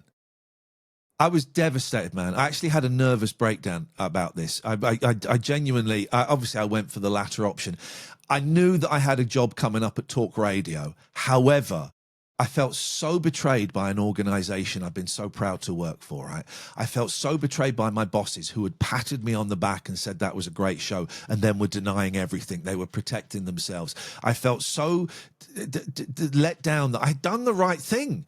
I'd stood up against bigotry and it wasn't an anti-Christian ranks. I read the transcript and I responded to the complaint and I wrote this well thought out. I was devastated. And it became this big thing. It got in the New York Times and Gervais picked it up, and these, Hitchens, who I'm not a fan of, he picked it up. All of these people picked it up. And I had preachers in America saying I was going to go to hell. I'm getting messages and emails and tweets from, Baptist ministers in southern states saying I'm going to go to hell and I'm a sinner. And it became this worldwide thing. And I had a nervous breakdown, and it absolutely destroyed me. However, I will say, it didn't hurt any legend that I may have, it didn't hurt. This guy stood up. It pissed off the right people. I became, for a while, the LGBT community were big fans of me, which I'm very, very happy with as a bisexual man. I hadn't come out at that point, but. Did you know back then, or did you have inklings, or just? I was bisexual. Yeah. Yeah, I was getting off. I was getting yes, he did know. Yes, I was very much in denial about that. That didn't happen for another couple of years. Right. But it was devastating, man. So that is the one time I've been called out. It's not even politics; it's common decency. Someone says a queer is going to go to hell because it's an abomination. Well, no, I can't let that go out unchallenged. I can't let that go out and say that is fundamentally wrong. But I've always found the BBC very puzzling, especially with everything that's come out over the years. And that right there, what you just outlined there, I've seen that in fucking corporate business. It's just politics. It's bullshit politics. It's just, we're getting pressure from these people. We need you to say this. And it's like, fuck you, I'm not saying what you want me to say. And like that's when there's a panic, like, oh my God, we need him to say this. Let's just get him to leave, and then that solves the problem. It's like, no, you don't realize, you thick fucks, that's not addressing the problem. You're gonna get, like, if anything, like firing someone in an instance like that kind of makes them like a martyr in a sense, because it's like, they stood up for what they believed in. They didn't apologize. They walked away, and that in of itself is a point. And you still have the problem on your lap, like you now you look homophobic as an organization, which obviously they're not, but like that's how it looks. And it's like, I think sometimes, in life you do have to take a stand, and sometimes you're gonna get shit for it. I've had shit before from people for some of the stands I've taken, and I'm like, I don't care, like I'd rather do the right thing. I would do that again 100%. I would do it again 100%. I couldn't keep. And there's impartiality, and there's being on the wrong side. And to not call out homophobia that's not impartiality. And the reason I said we had a lesbian priest on is because so that it would look like, and we had another religious figure who, was like, well, in the Bible it doesn't say anything about gay being bad. So we had the balance in terms of the argument, but fuck me, we didn't need the balance, man. We didn't need the balance because what they were saying was fundamentally wrong, right? And it had to be called out. And I would do it again at a moment's notice. I would, and if I lost a job for it, then so be it. So be it, man. Not got a problem with that at all. Would you say that's the proudest moment of your career? Well, is it the proudest moment of my career? It's certainly up there.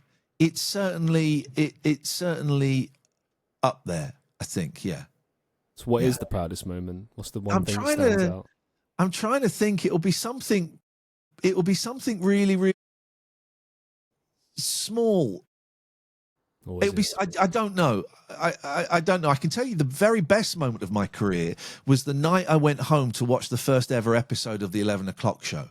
That was the best buzz ever. It's like I've done years of work to get to this point, and sitting home and turning it on and thinking, oh my God, they're actually showing it. It's not a joke. They've not pulled it. They're showing it.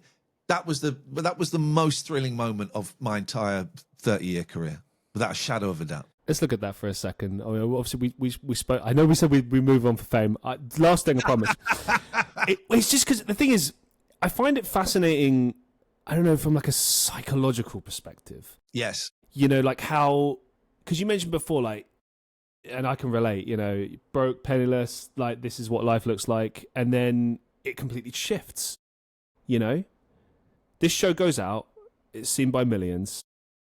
Was it an overnight thing? Because obviously this is the 90s, so there isn't social media or anything. But like, yeah, it was a big success.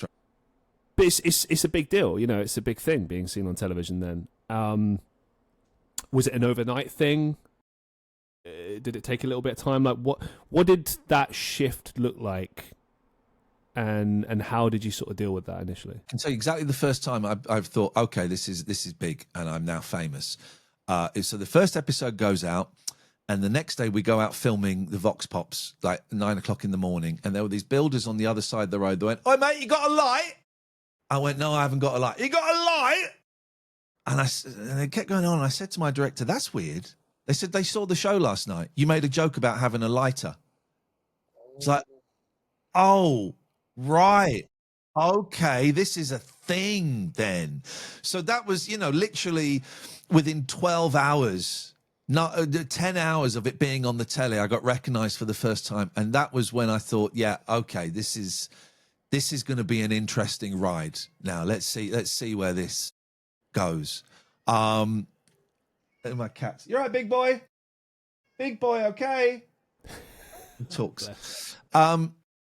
So I can't remember what the question was, but that was the first time I realized that strange things were happening at the Circle K. As a Bill and Ted reference. Let's fast forward to now. I love a bit of Bill and Ted.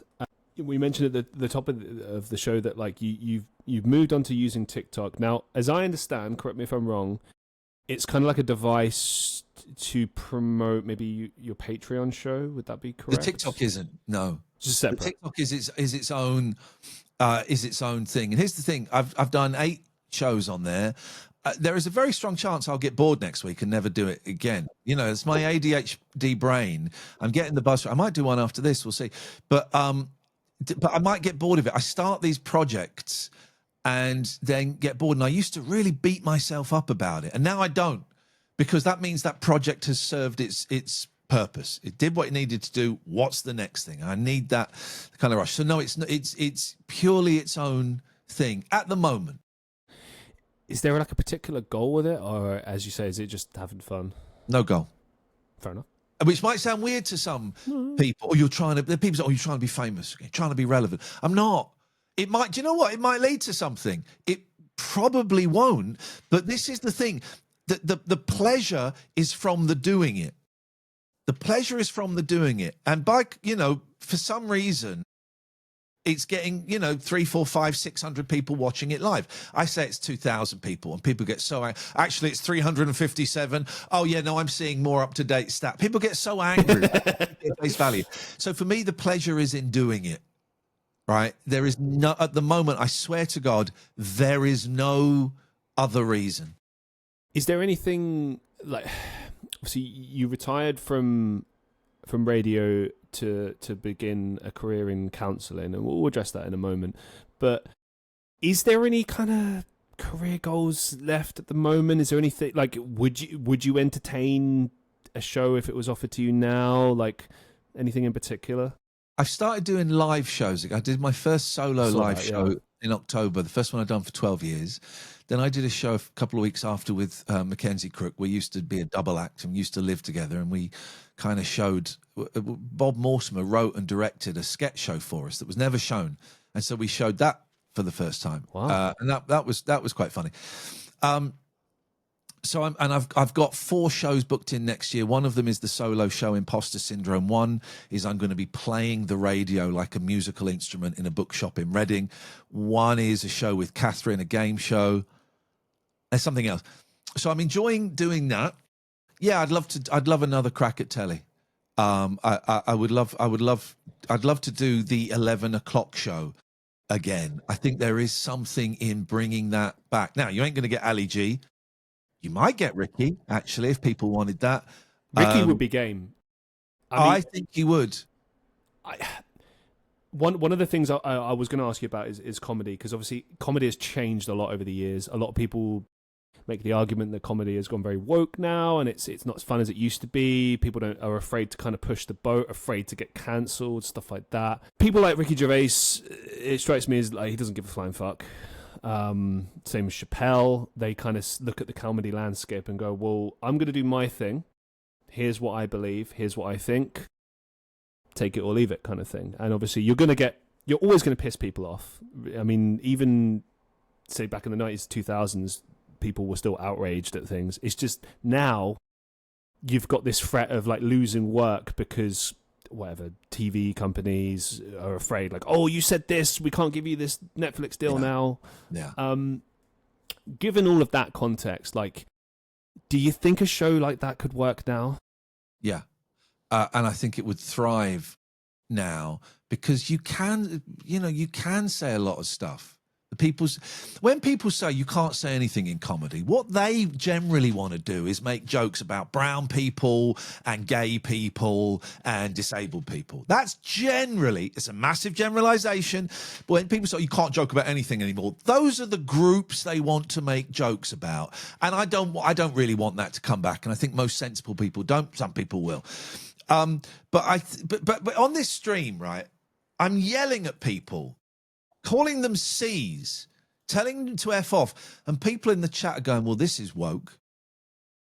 How is that woke? I'm telling you, F off. I believe the kids call it rage baiting. They're trying to rage bait you.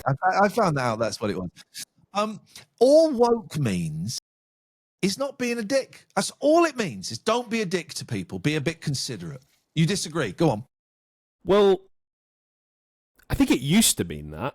Okay. Certainly, when it first became, because look, society has been woke, if you want to call it that, for years. Like, for instance, I'm a big Star Trek fan, and I've been rewatching Next Gen because I'm a nerd. And there's loads of stuff in that by today's standards would be considered very progressive, and it's great the way they do it. Like that, yeah. Yeah, and like there's there's a lot of things. Socially, I'm very left, and I look at things like that, and I'm like, yeah, damn right, things should be called out. Things should be spoken about. However, now it's kind of become this thing where if you take movies and series, a lot of the time it feels like you're being lectured, and it's like, well, okay, I'm not a sexist or a racist. I don't need to be told that. I'm just a normal person. I don't have those views. So why does it feel like this thing I'm watching is lecturing me? Like, you need to be doing this. It's like, like people sometimes argue if you want to normalize something, don't talk about it. Which is a bold statement, but I know what they mean. Like in the context of, say, like a film, if you have, like, say, a gay couple, and it's like that's just in the story. Okay. And normalize that's what they mean. It's like normalize it within the now it's different if that's part of the narrative, absolutely, but if it's like shoehorned in, that's, I think, when most people when they talk about woke, they're talking about that. They don't like how things are kind of shoved in. And can you give me an example of where it's shoved in? I don't know, I can't remember what the fucking film is called. The final one. Yeah, the last one. Final one. Okay. There's like a panning shot where they're like they throw like a lesbian kiss.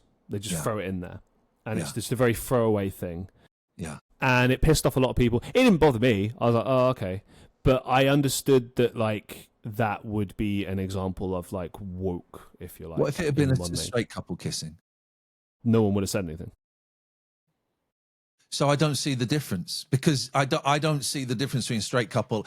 Listen, sci-fi fans, a lot of them, a generalization, a certain element of the nerd community, and I do not use that word as an insult, right? I'm a geek, right? I'm not a nerd, I'm a geek, and there's a difference. Don't ask me to define it because I don't know if I could. But there are a certain element that really want to get angry about rainbow flags, that want to get angry about that stuff. And I think the question is, if it had not been a talking point, if it had been a straight kiss, then I believe it shouldn't be a talking point if it had been that it was a gay kiss, because both are normal statistically. Okay, I don't know the stats. Possibly more straight people. I don't know. This is set in space. That one's a long time ago, isn't it? Yeah, can't be gay in space. You can't. In space, no one can hear you be gay. So to me, I don't see that as a pushing it. I see it as people kissing. In fact, I don't even see that. I don't even see it. I said in a stream recently that I think the issue is not so much for some people, a lot of people that like argue against woke, they're just assholes. Like, and we know that, and it's just they just don't like anything that, and it's fine. Fuck those people. I will agree, when you're talking about narratives, there's a way to do things. Like, for example, another Star Trek property. No, sorry, not I spoke about Star Wars. Star Trek is doing it right. Now you're in trouble. Yeah, I know. They'll come for me now. I think it's the final episode of the first season of Picard. There's another panning shot, and they built up this character called 7 of 9, which is a show favourite for years. And then there's this mercenary character who Picard has been friends with from like way back or whatever. And basically, the panning shot, it shows like everyone in the ship, and then it pans out, and then it's like, oh, this is my new crew, I guess. But it shows a moment where I think her name's Raffi, and 7 of 9 are like sort of holding hands at the table, and it's like a bit of, and you look at them, and you're like, this makes perfect sense. They've built the characters up, they've got chemistry, it creates intrigue for the next season. Like, oh, we're going to find out how that relationship goes. Like, how did that happen? Like, that's how you do it. Good narrative, good storytelling. And I think to an extent that's how you normalize things as well. I think a lot of what people are arguing is sometimes within the storytelling aspect of things, because we're trying to just meet certain quotas or put a certain idea out, we're kind of doing that at the expense of the story. And maybe that's the issue. I disagree. I disagree with what you're saying. I have not seen any examples where I've gone, oh my God. I haven't seen any examples of it. And I think for me, the test is my kids who are 15 and 13, they think nothing of it. I'm a 52-year-old man, so maybe there is still a bit of my dinosaur brain that goes, oh, it's two blokes. Oh, that's good. But my kids don't think anything of it. No, that's nothing. Interesting. It's absolutely nothing. And sometimes when we are correcting the mistakes of the past, sometimes it can drift too much the other way, maybe before it corrects itself into the center. I was on holiday with my kids a while ago, and it was hot. It was hot. It was too hot, man. It was so hot. And we were in a shop getting some lighter clothes, and I said, I wish I could wear a skirt. And my boys went, well, why don't you? And I said, oh, to your generation, that's nothing. Men can wear skirts. They went, yeah. I said, to my generation, it's historically seen as a bit weird. So to them, seeing, two women kissing, two blokes, holding hands or whatever, it's nothing. It's nothing. Do you know, I'd never thought about that. It's a really interesting way of looking at it, but it's true. I mean, for me, like, all my friends are like gay or trans or whatever. Like I know people from all, especially living in Manchester, you meet all sorts of cool people, and sometimes I will still be like, wow, like that's different. I don't remember seeing that when I was growing up. But then also like it's amazing and kind of cool that the younger generation below me is like looking at things like that. But then that means that normalization of it is succeeding, so that's a good thing. However, we're about to have, the next election, we're about to probably have quite a far-right government. And my concern is that they undo all of the good that we did, and that gay marriage, you remember gay marriage was such a big thing. Oh my God, when did it become legal? I'm going to say 2013. 2013. Okay. And it was, this is disgusting. This totally ruins the sanctity of marriage. There are still people that think like that, but that debate is not held anymore. And my kids have, they've only lived in a world where gay marriage was a thing, and they will look back at some point and go, what, it wasn't legal? My worry is you get the right wing come in and, okay, well, they've targeted brown people. The next on the list, well, they've already targeted LGBT, trans being the big one at the moment, but it will be gays and lesbians and bisexuals, and then it'll be disabled people. And my worry is that they'll undo all of that. We're gonna get rid of gay marriage again. Do you really think reform would get in? Yeah, that's fucking terrifying, man. I really hope that the last election, man. You know, Conservatives are dead. Listen, there's 4 years to wherever it is till the next election. It's time to turn it around. Labour have been a huge disappointment. This is my opinion. Labour have been a huge disappointment and have pandered to the right wing, which is pointless because they're not going to convert reform voters to vote Labour, and they're going to lose Labour voters. They should have gone harder in to the left. And I don't necessarily mean socialism. I possibly am a socialist, but I don't necessarily mean that. But they should have gone more for the working person and called out these racist policies of the other groups. The last election, Reform, you know, they were second in nearly every constituency, and a lot of them they were close. So yes, I think that's where we're heading. You got Trump, you know, America sneezes, we catch a cold. It's all heading that way. When I was down visiting my dad, we had the news on, and the new party, your party, came up. I just wondered your thoughts on that. I don't know much about them. I know that it looks like it's a shit show already, and that they've been to a year, and there are huge divisions already. So I don't really know enough about them to comment on them as a party. It doesn't look like it's going particularly well in terms of unity. I shit you not, like I was there, like, so I saw like a press conference or something where like the leader and the second in command or whatever were kind of at odds, and then the next minute the leader, Jeremy Corbyn, left the party, and I was like, Jesus, that escalated quickly. What the fuck? But yeah, that's kind of the vibe it seems to be. But I just bring it up because they're supposedly a bit more like socialist leaning or something like that, kind of like what you'd maybe want Labour to be a bit more like. But and of course they're made up of like former Labour people. So anyway, happy days, man. Get ready for it. People like you and me are going to be up against the wall. You know, we're all in big trouble. Let's Can we cheer things up a little bit? Yeah, absolutely. If I say Minty Biscuit, what comes to mind? Oh, well, that is a wonderful phone call from my friend Barry from Watford to a show I was doing on BBC WM. So Alex Lowe, Barry from Watford, Clinton Baptiste, would call me up for years, starting in LBC, maybe 2005, and would phone up as this old man, Barry from Watford, and we would improv these comedy bits, right? Never knew what we were going to talk about. Never rehearsed it, never planned anything. They were all improvised. Now, he was on the 11 o'clock show, Alex, so I knew him very well.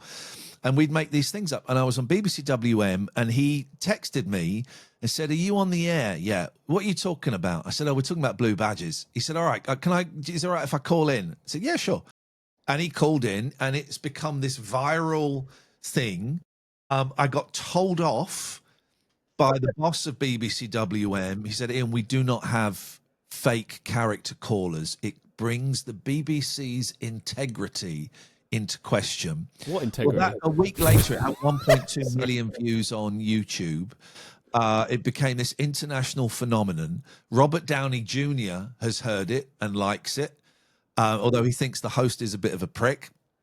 And every now and then it goes around and around and around. I'll let you into a secret.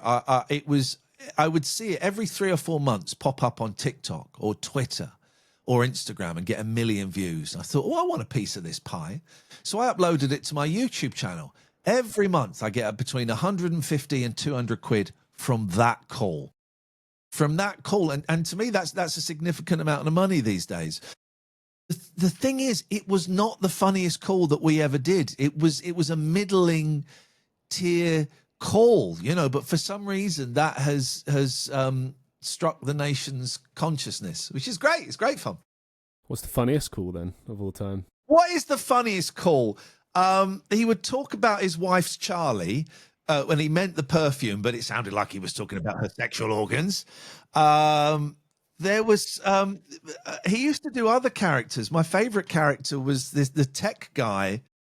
He did a tech guy called Stephen. What was it? So it was Joe Lavens was the UFO guy, Stephen Murdoch. And we did this on LBC the first time, right? When I said LBC was a gardening program and a league, and they would have tech stuff. And I'd say, right, coming up at 4, we got tech expert Stephen Murdoch coming on with, so get in with your tech questions, right? And so people fell for it. And someone phoned up and said, can you tell me about internet? I use internet cafes. Can you tell me about internet security? And Alex Stephen went on this thing about, well, when you take your jacket off, don't hang it over the back of the chair because someone could steal your wallet. And they said, no, I mean, with the computer. And he'd say, yeah, so you've just got to be careful, you know where your wallet is. And it went on like that. Someone phoned up with an issue about burning DVDs. And Alex just started talking utter bollocks. And the person was getting very, very angry with them, going, well, that's not true.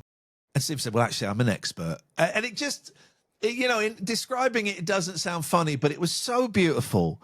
And it caught people out. The other one is Joe Lavens, who's a UFO expert. And he'll talk about an alien doing it with a monkey. And that's where the human race comes from, because an alien did it with a monkey. It just makes me laugh so much. So there's lots of there's lots of good stuff. But Minty Biscuit, yeah, it's wild. It's incredible. So we've spoken about, like, obviously you being a famous person and the panto behind it and stuff and the character and all this. So I didn't actually see when you were in I'm a Celebrity. I'm just not locked into what's going on a lot of the time. I think I was in Estonia at the time, actually, or just graduating. You were having a better time than me then, I'm sure. No. No, this is not a good time in my life. Anyway, so I've seen the clip. Everyone talked about the fucking strawberries clip.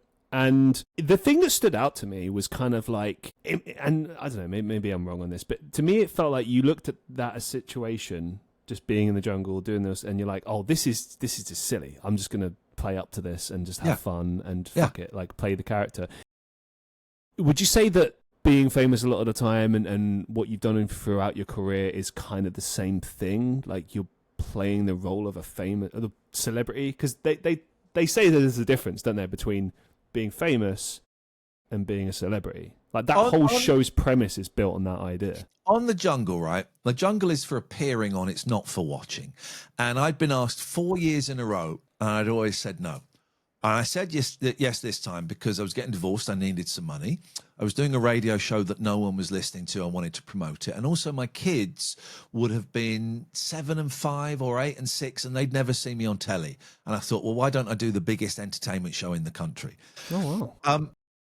And I treated it like a job. I treated it like a gig, right? I was being paid a lot of money to entertain people. So when I went in, I worked out where all the cameras were. I treated it like a TV studio. I worked out where all the cameras were. And I thought, and everyone was so fucking boring. Oh my God, they were so dull. And I went in and they went, yeah, we're all on a spiritual journey. I went, shut up with that journey crap, right? It was boring. And I thought, I've got to do something entertaining. I've got to entertain. So the strawberries was funny. I didn't know it would become a thing. It was just a funny thing to do. When I was doing a task, I made it as entertaining as possible. In the diary room, I would try and say entertaining, funny things. Yeah, sometimes it got a bit serious because it was horrible in there, and I was in there with a bunch of nasty people, and it was exhausting, man, and it was depressing at times. But yeah, I was playing a character in there for pretty much most of it because that was the job. The job was to go in there and make entertaining television. Okay, I know how to do that. I will steal some strawberries. I will say something, I will make someone look like an idiot. The right people I make look an idiot. I will, if I'm doing a challenge, I'm going to, I got the eating challenge where you got to eat a pig's vagina and you got to eat a scorpion and camel's brains, right? As soon as I walked out and saw that, because you don't know what you're going to do. As soon as I walked out and saw that, I thought, oh, first of all, this is the famous one. This is the one everyone watches. That means I'm doing quite well outside if this is what they've given me. And B, I can eat any old crap. I was a student in the 90s. I put any old crap in my mouth. See, I can make this funny. I can make this really, really funny. And so I had a great time doing the eating challenge. I mean, it made me feel quite sick, but I had no problems about any of it. So I hammed it up a little bit. You know, they don't want to see you go, oh, here's a pig's vagina. They want to see you go, oh my God. Oh, I can do that. Easy. It's just fascinating to me because it's like, I've seen so many celebrities over the years like really worry about self-image and their ego and their reputation and stuff like that.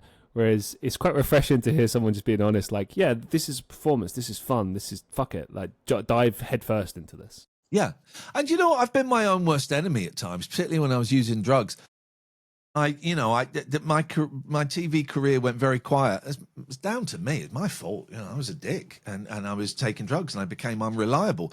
So I've been my own worst enemy, but I don't, at that point onwards, I don't care how people perceive me on TV. A lot of it is pantomime. I don't care how people perceive me on TikTok.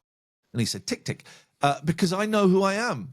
And again, my family and my kids know who I am. That's it. That's it. I'm going to move it to the final part of the show. There'll be some questions I've never asked. There'll be some questions I ask every guest just to kind of build us in to tie things together for today. Since we were just talking a little bit about fame, and we've obviously spoken a lot about it throughout the show, what has fame taught you about life? Well, it's taught me that fame isn't important. I mean, it took a long time to get there, that fame isn't important. Pats, don't knock the microphone, please. That celebrities are just people. There's nothing special. I mean, I can still get excited about meeting famous people. Can I? I've met everyone I wanted to meet. McCartney I'd like to meet, but I've met everyone I wanted to meet, and some of them are boring, some of them are arseholes, some of them are really cool. So famous people are nothing. They're us. You know, what has fame taught me about life? It's taught me what's important. Again, what's important is my family. That's it. You know, and it's a shame it took decades to work that out, and it took being, you know, crushed by the fame machine to work that out. It's also taught me fame is addictive, and there's still a tiny part of me. You know, I got mentioned, name checked on I'm a Celebrity this week. Someone sent me the clip, and there was still a tiny part of me that went, oh, they remember. Oh, there's still that bit, and I have to be aware of that beast, you know. And if I ever get back on telly, I have to be aware that that beast is within me, and I have to keep it. I have to not take it seriously. I'll say this: if you carry on with TikTok, that will lead to somewhere, for sure. Because I mean, apps like that now are like where people are getting opportunities. Yeah. You know, and it's not always guaranteed, but I mean, you know, even to get like average 500 viewers per stream, like that's insane numbers. That's a lot, isn't it? And committed as well. They're like hooked in. They're listening. They're watching. And you know, if people see potential in something, especially in someone who's done this for a career for so long, they know what they're working with. They know what they can do with that. And it might lead to some interesting opportunities that you've never really come across before. Yeah, it might do. For instance, working with influencers or content creators or whatever, room for collabs and stuff. I think there's going to be a lot of comedians that reach out to you or up and coming, and there might be some scope there. Okay, cool. Again, I'm open. we'll see. I'm open to the universe to see what comes, and I'm a firm believer in that. You know, not manifesting to a certain degree, but I'm open. I'm open to see what happens. Something's going to happen. I know it is. I knew I was going to get the 11 o'clock show years before it ever happened. I could see it. I could see me in a big grey suit with a microphone stood in front of an audience. I saw it for years, right, from quite a young age. And then one day I'm stood there and I went, oh shit, this was my vision, man. And I can see something is going to happen. So yeah, I believe that. I have the same about some sort of talk show. I don't know, something on a stage. Like I feel very comfortable being in front of people or performing, like whether I'm doing music or whether it's just on a stage. Like very comfortable with that. The only time I ever get uncomfortable is if it's like a few people I know. That's excruciating for some reason. Yeah. But an audience is like, oh, this is work, this is performance, this is talking, this is whatever. I think the bigger the number, the easier it becomes, because it becomes less specific. I would struggle doing something in front of 6 people, something in front of 5,000 people, which I've done. Yeah, please piss. There we go. What has TV taught you about life? That Well, these are good questions, but I don't have. I feel I should come back with very deep philosophical answers, but I don't have it. I don't really watch TV anymore. I find it that there's nothing on there excites me. I get sucked into Married at First Sight Australia, which is terrible, awful program. But I don't really watch TV. What has TV taught me? Don't trust people. People will lie to you. People will lie to you and say what they think that you want to hear, and people will quite often not be honest with you. If you don't want me, just say you don't want me. Don't say, oh, you're going to be in this TV show and it's definitely happening. And then you turn it on 6 months later and Jimmy Carr's hosting it. And I think TV is the worst for it. But also it's taught me to be honest with people, to not bullshit people, to tell the truth. Yes, I would like to do your podcast. No, I don't think I want to do your podcast, but thank you for asking me. It's that simple. I've said since day one, I would rather honesty. I would rather someone turn around to me and be like, "No, I think your show is the shits. Fuck you." I'd respect that more than lying. I wouldn't say that. At least it's the truth. At least it's honesty. Like the truth shall set you free, as they say. Being honest it's taught me to be honest with people. Yeah. Also, there are still great TV shows that are hilarious. When I was on my anniversary with my partner the other day, came across this show. What was it called? The Bidding Room or some shit. It's on BBC, and it's hilarious. It's like if you would take Dragon's Den and mix it with like Antiques Roadshow or something, and put them together. And it was hilarious. Like this guy brought a lamp in. It was a fucking lamp, like lamp without a lampshade or light, and Nigel Havers is just like, but the one with Havers, yeah. He's like, it's a light. and the guy next to him's like, yeah, like it's got this curvature about it, and I'm like, it's a fucking light, man. Like, do you know? And they're like, oh, I reckon best it could do was £10-15, and I'm like, yeah, that's get it at a bargain basement sale for 20 quid. Like, fine, And the funny thing was, the guy had said like his wife wanted him to get rid of it, and I'm like, yeah, because it looks like crap and it's probably taken up clutter. Why do you want it in the house? So he brings it into the room. And this is where it's like fascinating, and we're like, I can't believe this is a real show. So you've got these 5 people sat down, and like Dragon's Den, and they're all just like, tell us about this light. What's the story behind the light? And then within 5 minutes, one of the dudes who's got like, he's wearing like a waistcoat like you'd wear at a wedding, and then like snakeskin style cowboy boots. Okay, cool guy. And he goes over to the light and he starts like grinding on the light in front of the guy. And he's just like, yeah, oh yeah, it's a great light. Look at what I'm getting out. Yeah, I'm not kidding. This is, daytime telly. And yeah, and then there's like other women in the audience that are just kind of picking it apart. And I'm like, it's a fucking light. And then the craziest bit, I think that's going to go for, what did it go for? Like 200-300 quid? I got a load of lights. I need to get on there and sell some. Maybe you lights. should go on there, man. Plug some stuff, yes. man. Love to. Could do with that kind of bunts. Yes. Oh, it was such a weird, but it's great. Like, I love trash TV. I think it's fantastic. We need that. We need more trash TV. Yeah. Come on. What has comedy taught you about life? I don't know if it's taught me anything. I don't know. I mean, these are very profound questions. It's only going to get more profound as well. Oh my God. What has comedy taught me about life? I can't think of anything. No worries. We'll move and that on. might be disappointing, but I don't. What has comedy taught me about life? I don't think it's taught me. Well, it's taught me that anything can be funny. Anything can be funny if handled skillfully. What's the best advice you've ever received? Oh man. Okay, well, let's get very specific. The best advice I've ever received is is if you're an addict or an alcoholic, work the 12 steps. Save my life. Save my life. It's the only thing that stopped me killing myself with drugs. And I did nearly die from overdoses, and I did nearly kill myself through suicide. So the best advice was, these are the 12 steps, do them, and go to meetings 2 or 3 times a week. I'm glad you did, Ian. Thank you, man. Happy you're here and doing well, man. Thank you, Christian. What's the biggest life lesson you've learned so far? That it is wafer thin, and that we could die at any point. At any point, it can just end. I'm going to be bleak. And I've had, you know, friends. My friend Lino died a few years ago, and he was, you know, similar age to me. Just died.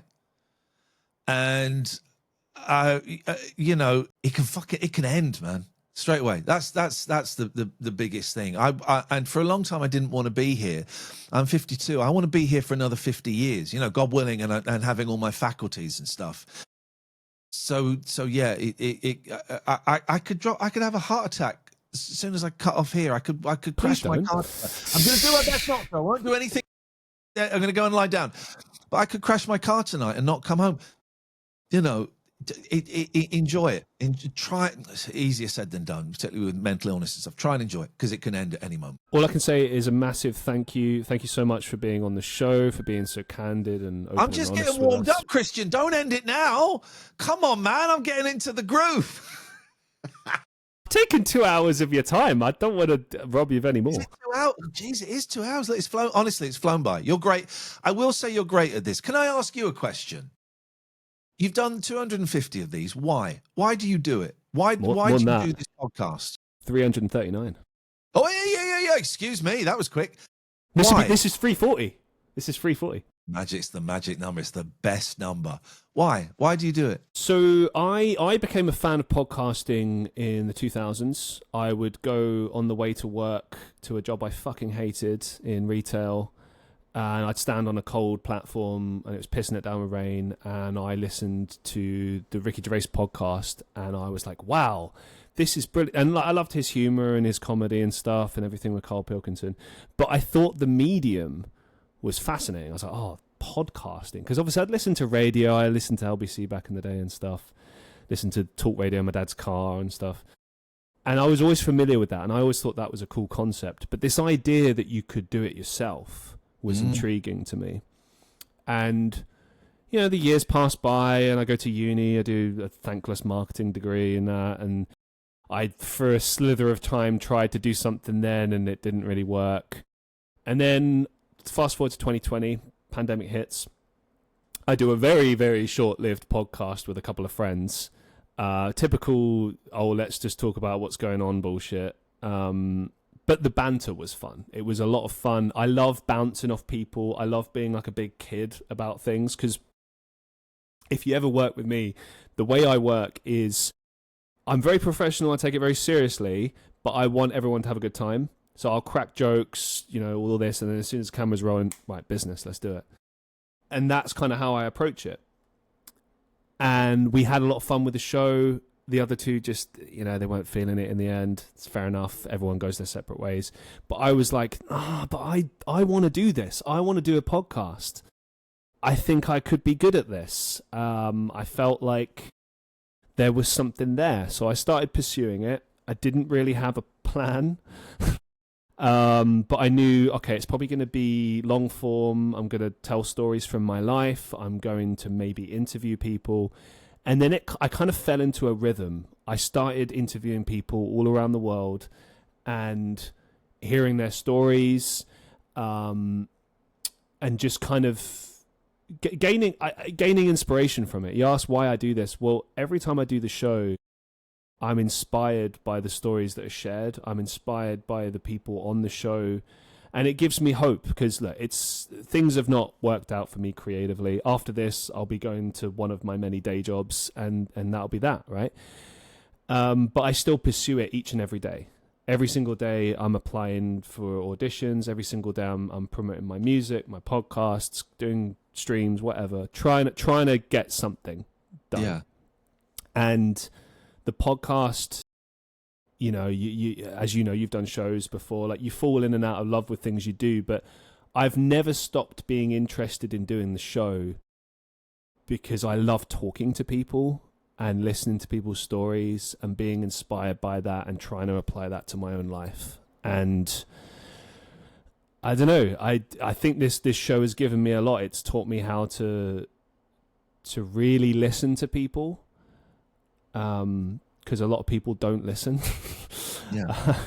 As famously one man said, many people are just waiting for their opportunity to speak, and that's, you know, you miss out on so much when you do that.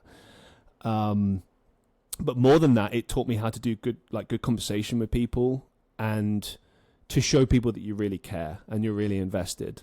Like this show today could have been very different, but I approached it like I approached every single show. The only thing I did a bit differently was I had to kind of break down your career and go, all right, let's kind of ask a few choice questions here and there, some beats, some stuff people will probably want to hear, but let's keep it my style. It's still my show. I want to do it my way. And it fortunately has felt like every other show, and I hope you've sort of felt that too, which is this kind of relaxed conversation, which often gets people more comfortable and more wanting to speak. But yeah, short answer, I'd love talking to people and hearing people's stories. Good. Well, I'm so grateful that you invited me on and were interested. So thank you, man. And I wish you the best of luck with the show. Thank you so much. And final question for you. Do you have any upcoming projects or final thoughts that you'd like to share with our listeners? Yeah, well, I got a couple of things. So I've got a couple of podcasts. I've got the phone-in show, which is just called the phone-in show with Iain Lee, and that's the very sweary one. I've got a slightly gentler one that I do with my partner Catherine, and it's called Ian and Catherine and Too Many Cats. And if anyone is in Bath on February the 9th, I'm doing a show at the Rondo Theatre, Imposter Syndrome, and you can find out all the dates, iainlee.com. It's got all of my tour dates and stuff, so go and have a look there, please. Next time, if you're ever in Manchester, I'll be there for sure. Do you know what? I was emailing Manchester venues this very morning. Yeah, I was emailing. I've emailed. Who have I emailed? I write things down. I've got the wrong book. I can't find. But I've emailed. No, hang on. Where have I put them? I better have written them down. I cannot find where I've written them down. That's weird. They should be in this book. But I reckon it would be the Comedy Store if I had to take a guess. No, it's not. It's not the Comedy Store. I kind of like one smaller. I've emailed. Oh, here we go. I've emailed the Deaf Institute. I've emailed the Frog and Bucket. Yeah. So I've emailed those. There's also a nice place called the Carlton Club, but that's out a little bit. So we'll see. We'll see. But yeah, I'll let you know. I'm going to book something in, definitely. Cool. Love to see that. As always, I wish you the best of luck with everything. Thank you so much for appearing on the show. I know my listeners were really excited for this one. I know it's going to blow some people's minds. For the people who didn't believe in me, so much for a hobby. Thank you so much for watching and listening. And until next time, I'll see you in the next one.